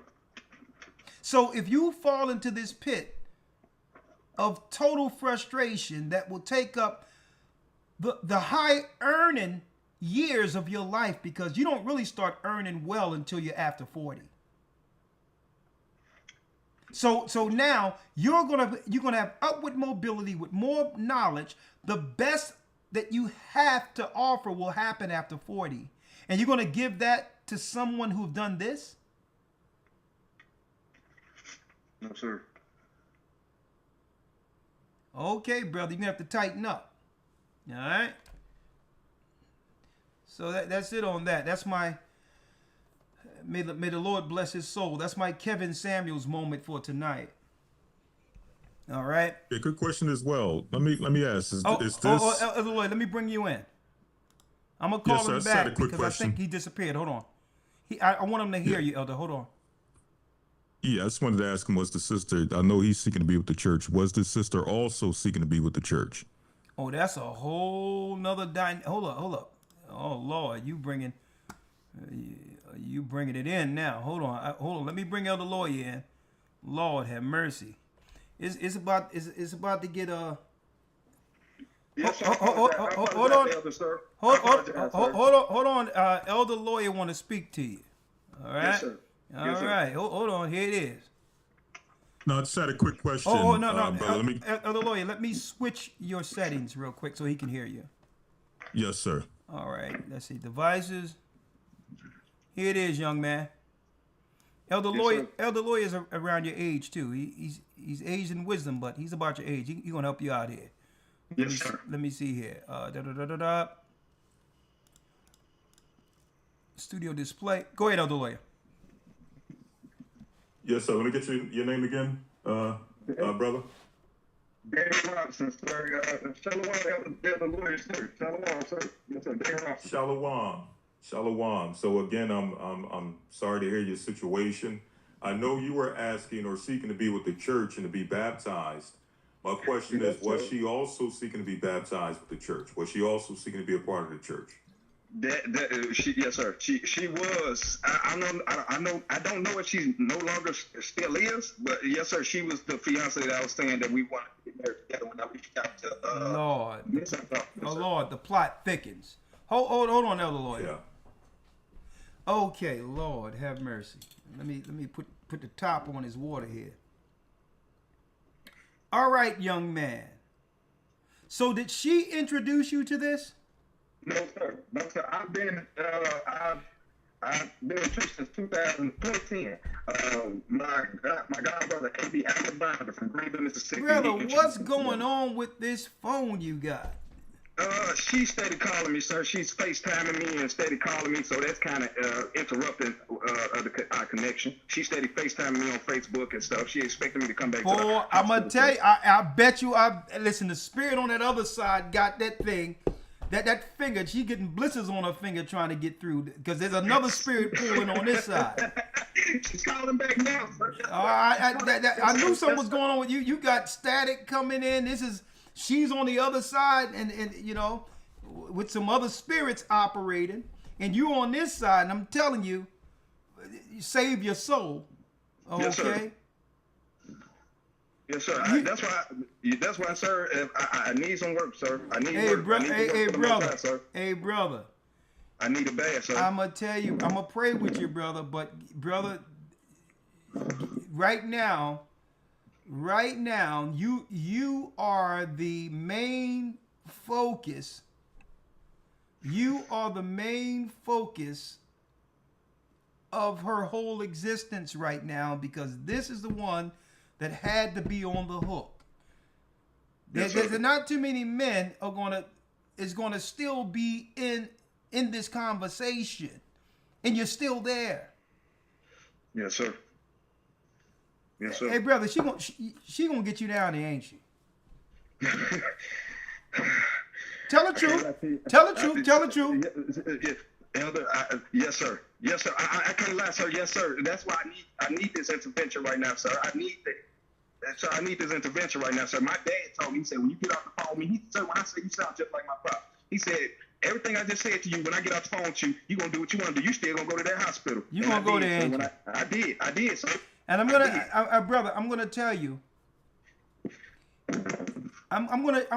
This is gonna be a teaching moment, brother. Yes, sir. You're the reason, and how, because you mean well. Yes, sir. But you are showing the perfect example of why people point to why our community cannot advance. Yes, sir. And I'm going to tell you why.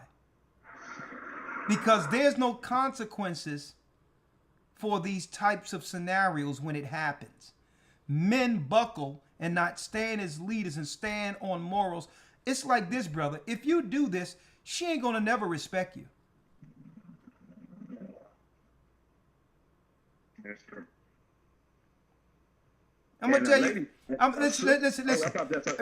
Brother, and I'm going to tell you why.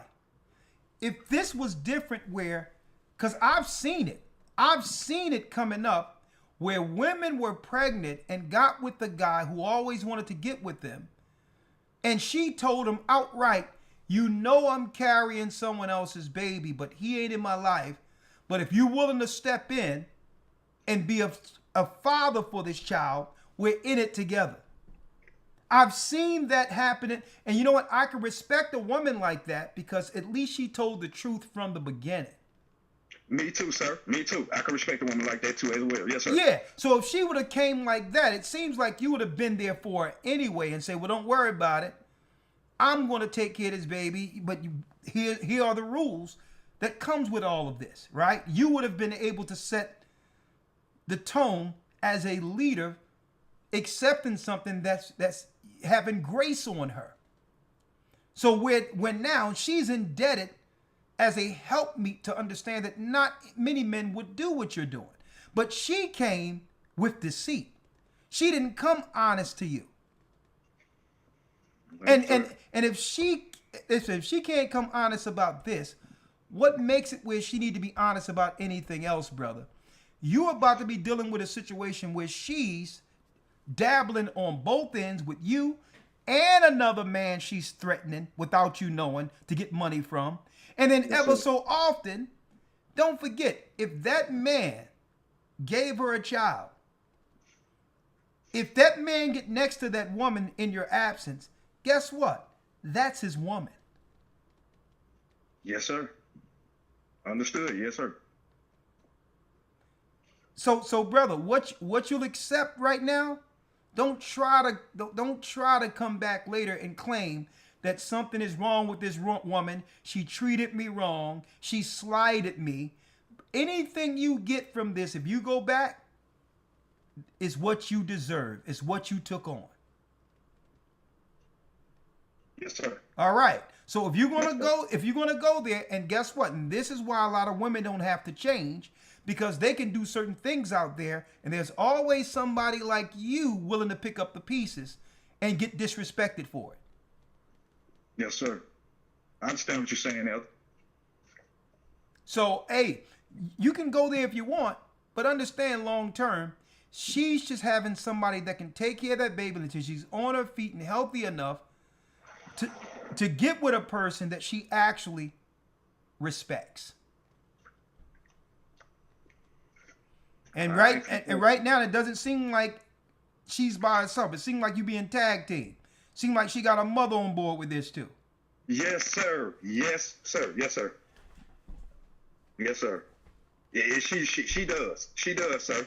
Because while we was at the hospital, the mother was sitting on the couch. She was already talking about the benefits that they can get off the baby. She was, I want the baby to come back to Jackson, Mississippi with us because all the benefits, I want to show her how we can get all the benefits for the baby. And I just told her, I said, I'm not signing. I told her, I said, that's why I didn't sign the birth certificate. I said, because I feel like it's a plot. Hey, brother, all due respect, there's a thing on the phone called block. Yes, sir. You know, ever so often, I utilize that. Yes, sir. Right?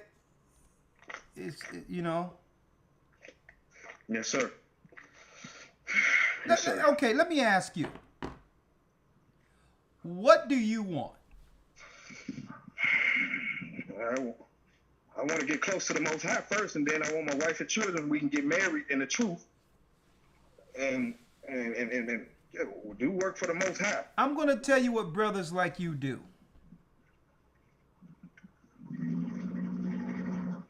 Yes, sir.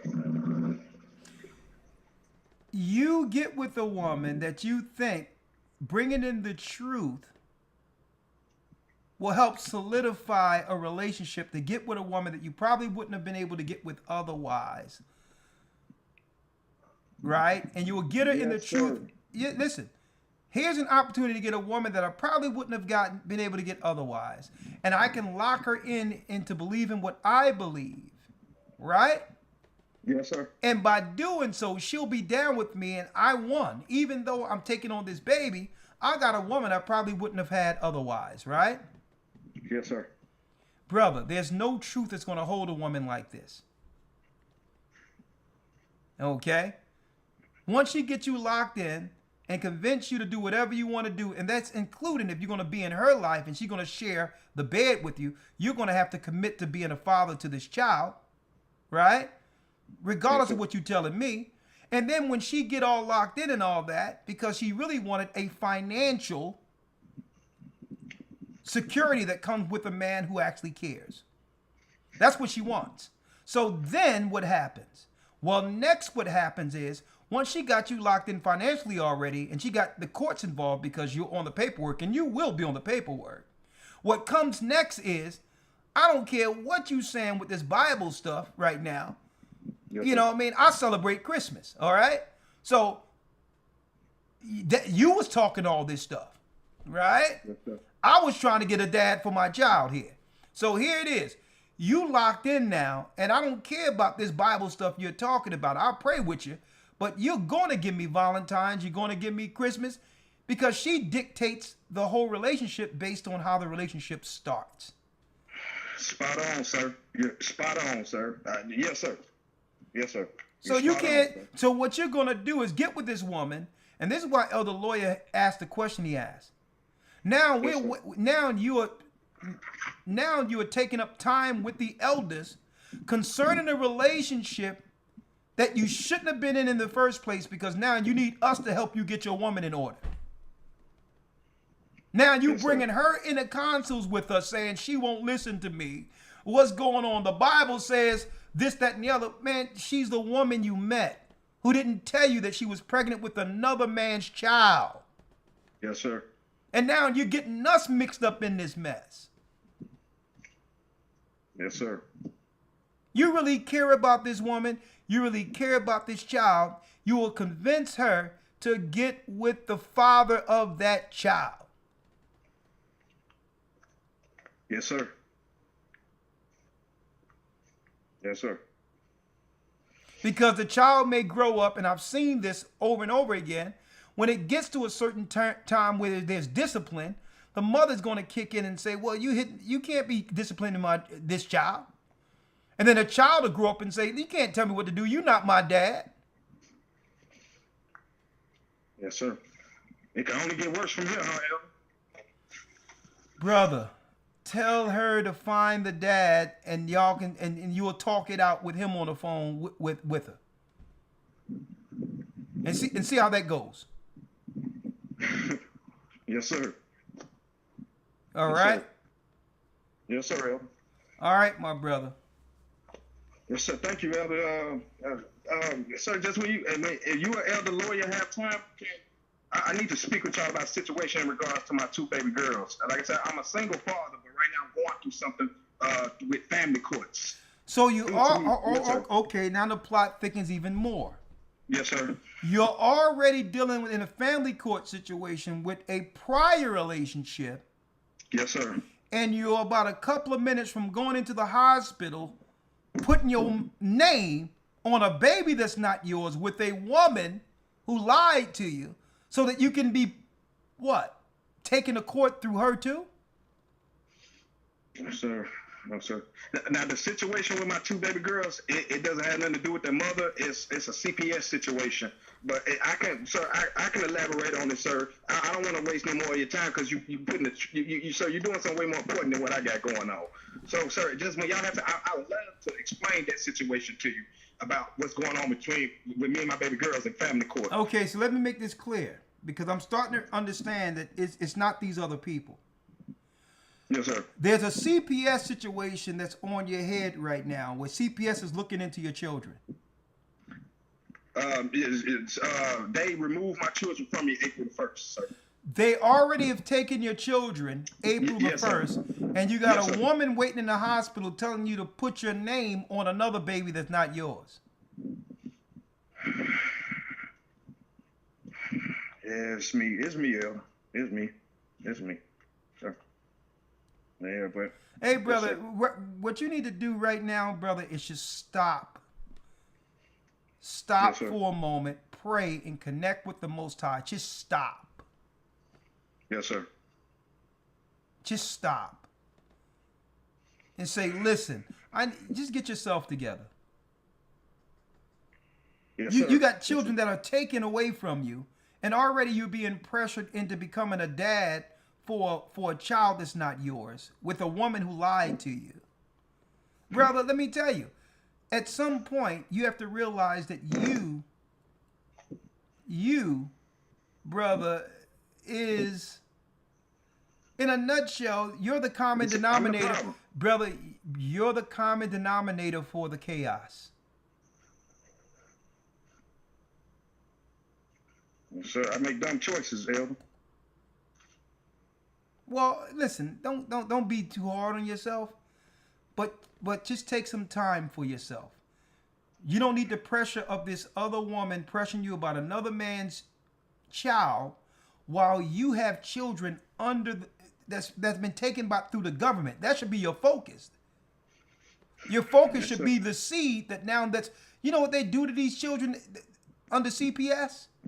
Sir, my 9-year-old, she called me saying she's been choked since she's been in there. She's been choked. They've been forcing her to take medicine. They're not based. I made sure they weren't based when they came into this world. I had all the necessary things put in place to homeschool them. Like I had truancy to send the courts a letter saying, hey, we know that he's homeschooling his children within the state guidelines.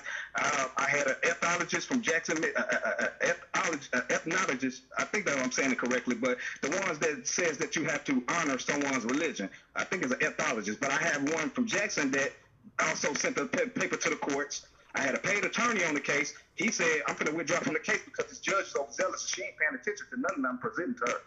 But he did manage to get them expedited to my mother. But my mother, that's another stuff. But my mother, she told him she couldn't get them. So they gave them to the mother in Jackson, their biological mother in Jackson, and she ended up failing to comply.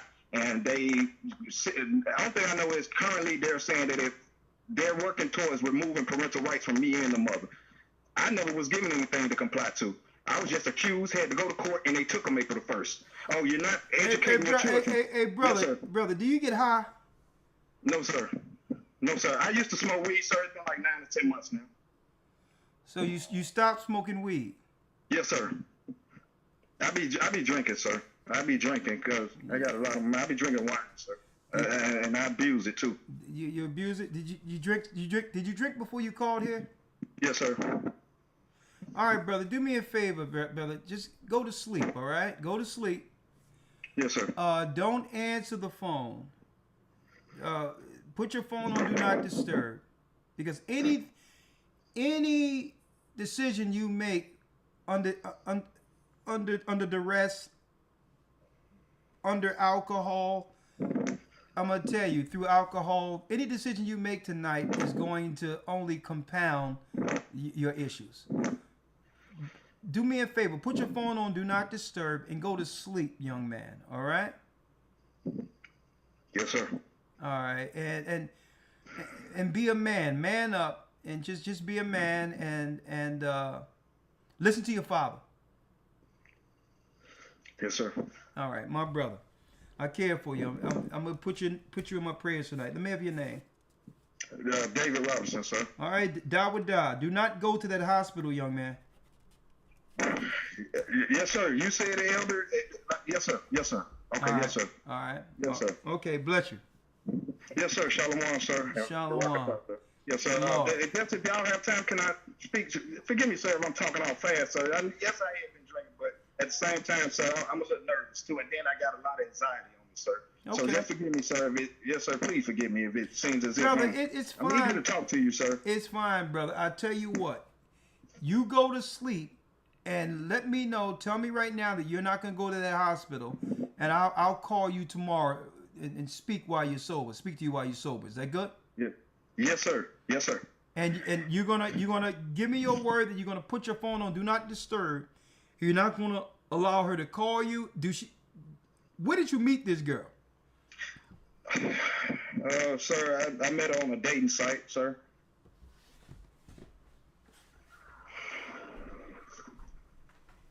What dating site? It's a dating site called Tag, sir. You met her on Tag?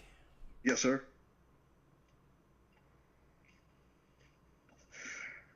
Let me see what tag is about.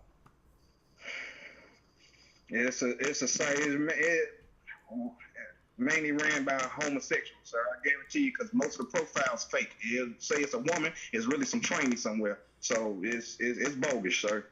It's a bogus So you say website. tag is a transsexual type situation? I say that well, you wouldn't know until you interact with it. At first, you'll be thinking these women, real women, but then as you come to find out, these are really the TS, as they call them, their sales on that platform. And I was like, oh no. Oh, brother, listen. Yes, my head is hurting right now. I apologize. Hey, I'm gonna call you tomorrow. It's getting. Bless you. Get some sleep. Yes, sir. Elder, thank you. Shalom, sir. I'll be looking forward to your call tomorrow, sir. Do you have a time? Should I be expecting it? Brother, go to sleep. I'll call you when I get up. Yes, sir. I mean, am I being trolled? Lawyer, am I being trolled? He says he met her on tag, and you got to watch out if you go there because a lot of transsexuals be operating there. Yeah, it's 11 o'clock. Yeah, it's getting wild. I mean, some of these conversations are best had behind the scenes. Man, I'm trying to. It takes a lot of twists and turns. Man, I'm trying to see. I think this links into the days of Noah. I think this is bringing it around full circle. What they was dealing with, and they was like, Noah, get on that ark. Lord, in the morning time, please, Bernard, because you've been waiting for a while. Please allow us to end this on a blessed note.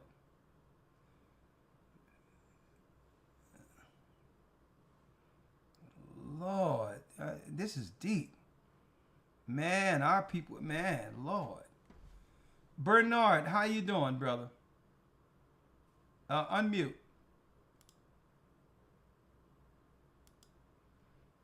I met her on tag. Okay, what's tag? Because, I'm out the loop. You got to watch out for tag because sometimes men be on the women tip. I'm like, man, this is the Bible broadcast. Bernard, how you doing? Shalom, brother. Shalom, elder. How you doing, my brother? I'm doing great, brother. Name and location. Brother Bernard, I don't have a Hebrew name at the moment. Bishop Ahmad said he's gonna bless me with one, so I'm waiting on that. So I gotta definitely get in contact with that brother. But talk to me. I was one of the souls that was blessed. Yeah, I was one of the souls that was blessed to go into the waters to get baptized down at South Carolina. Welcome to the body. Yes, sir. My brother, it was everything I envisioned and more. Just the experience, just the people. The Most High certainly has His hands on this ministry. And my brother, I've come on the broadcast numerous times before, and I've spoke, but I've always wanted to meet you. But brother, meeting you in person, man, it just, my girl, my fiance, I took a picture and sent it to her because I was so elated about being there. And she surprised when I got home. She surprised me with a big picture of that I took with me and you at the ceremony, on the that we did on the Sabbath. All praises to the Almighty. Yes, my brother, man, it was great, man. I met so many wonderful brothers, so many wonderful souls, just from all across the earth. And it was a humbling experience as well. And man, it did something to my soul, brother. And I really appreciate your words. And I didn't get a chance to meet with Elder Lawyer. Every time I looked around, that brother was something everywhere. I was like, man, that man stay going somewhere. But man, it was everything I envisioned and more, my brother. And I just wanted to just come on to the broadcast and just and just speak on just the positivity it has impacted my life, just going through the waters as well, and I appreciate that, brother. And one more thing, I don't want to be long-winded, but this broadcast, your teachings is shine light on Lamentations 5:1 down to I think 22, but 5:1 down to 6. I read, but down to 5:22. If I will humbly request, if my brother Elder Lawyer, could you read that for? Because my internet connection is kind of poor because of the location I'm in. I'm in Texas at the moment, but I'm out of Atlanta. I'm out of Georgia. I'm in Atlanta body. My brother Bishop Baruch, man, I appreciate you, my brother. Man, I love that guy. That guy got a spirit on him, man. That brother, something else. Oh yeah. So. Okay, so you want us to read Lamentations 5:1 down to what? 5:1. If you can down to 5:6 is fine, but if you can give us the whole thing from 5. Well, we can't 5:1 down to 22. Well, we can go to 1 through 6, and we just suggest that everyone else read it down to 22 once the broadcast is done. You're the last for the night. Yes, definitely. Elder Lawyer, if you will. Okay. Lamentations 5:1. All right, Lamentations 5:1. Remember, O Lord, what has come upon us. Consider and behold our reproach. Our inheritance is turned to strangers, our houses to aliens. We are orphans and fatherless. Our mothers are as widows. We have drunken our water for money. Our wood is sold unto us. Keep on going. Our necks are under persecution. We labor and have no rest. We have given the hand to the Egyptians and to the Assyrians to be satisfied with bread. Read on. Our fathers have sinned and are not, and we have borne their iniquities. Servants have ruled over us. There is none that doth deliver us out of their hand. We gather our bread with the peril of our lives, because of the sword of the wilderness. Our skin was black like an oven, because of the terrible famine. They ravished the women in Zion, and the maids in the cities of Judah. Princes are hanged up by their hand. The faces of elders were not honored. They took the young men to grind, and the children fell under the wood. The elders have ceased from the gate, the young men from their music. The joy of our heart is ceased. Our dance is turned into mourning. The crown is fallen from our head. Woe unto us that we have sinned. For this our heart is faint. For these things our eyes are dim. Because of the mountain of Zion, which is desolate, the foxes walk upon it. Thou, O Lord, remainest forever, thy throne from generation to generation. Wherefore dost thou forget us forever, and forsake us so long time? Wherefore, Lord, dost thou forget us forever? Have you forgot us, Ahiah? Have you forsaken us for a long time? 21. Turn thou us unto thee, O Lord, and we shall be turned. Renew our days as of old. But thou hast utterly rejected us. Thou art very wroth against us. He was very mad at us. But then he sent his son Christ to bear our sins and the iniquities of our forefathers, which gives Israel another opportunity at covenant. I'll pray. So, brother, that's what that water was all about. That our sins have now been forgiven, and we can stand now as the children of Israel once again. And do what? Reclaim what the Gentiles have stolen. And that's why I've met you, young man, and it was a blessing meeting you. And that's why you met us. We are the prophecies to fix what our foreparents broke.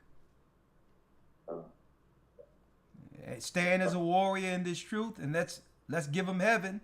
Stand in this work. And brother, never walk away from the plow and help us through Christ bring the kingdom of Israel to earth. Sir. All right? Yes, sir. Yes, sir. I'm ready. I'm ready, brother. I'm ready. I've always been adamant about, ever since I saw you from like 10 years ago. I mean, that touched my heart. That gave me a different perspective on life, and just going into the scriptures. So I do a lot of work for my prospective city that I'm in, working with the youth. I work with, children, speak to them, mentor, feed the homeless, work with kids. But I think my thing about it, Elder, when working with the homeless and feeding them, and I can understand a lot of the choices are it's like drug induced. Like a lot of the drugs have them out there like that. And, I say prayer for them, but I know sometimes it's a choice for them to be out there. I'm like, man, I don't know. Well, brother, just don't give up on them.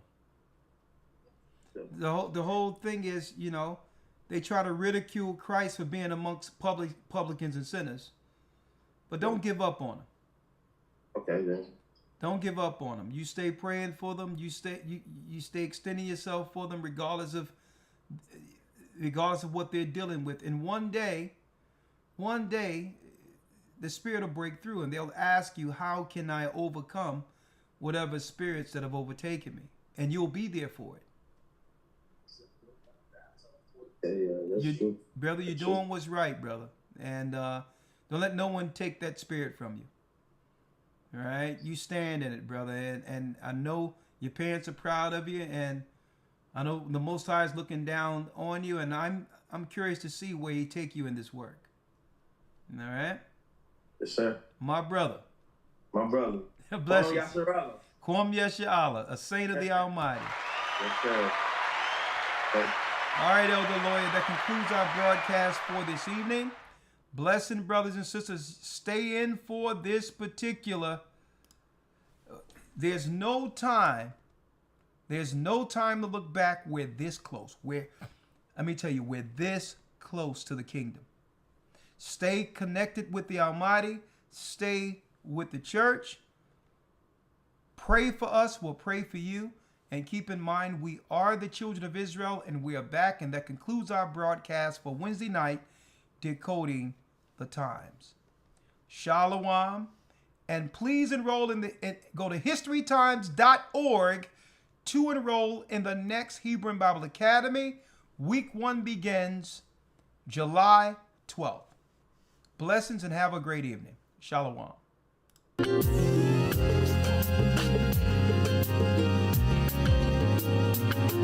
See you this Friday. Patreon. historytimes.org.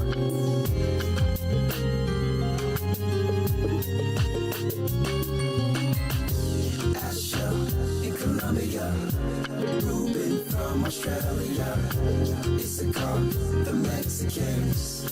That's who we be. Judah, the Negroes, Benjamin, the West Indians, Levi, the Haitians, Manasseh, the Cubans, Ephraim from Puerto Rico, Naphtali from the Isles of Hawaii. The Lord is calling back Israel. Zebulon from Panama, Gad, the North American Indians, Simeon, the Dominicans. Our highest gathering is Israel.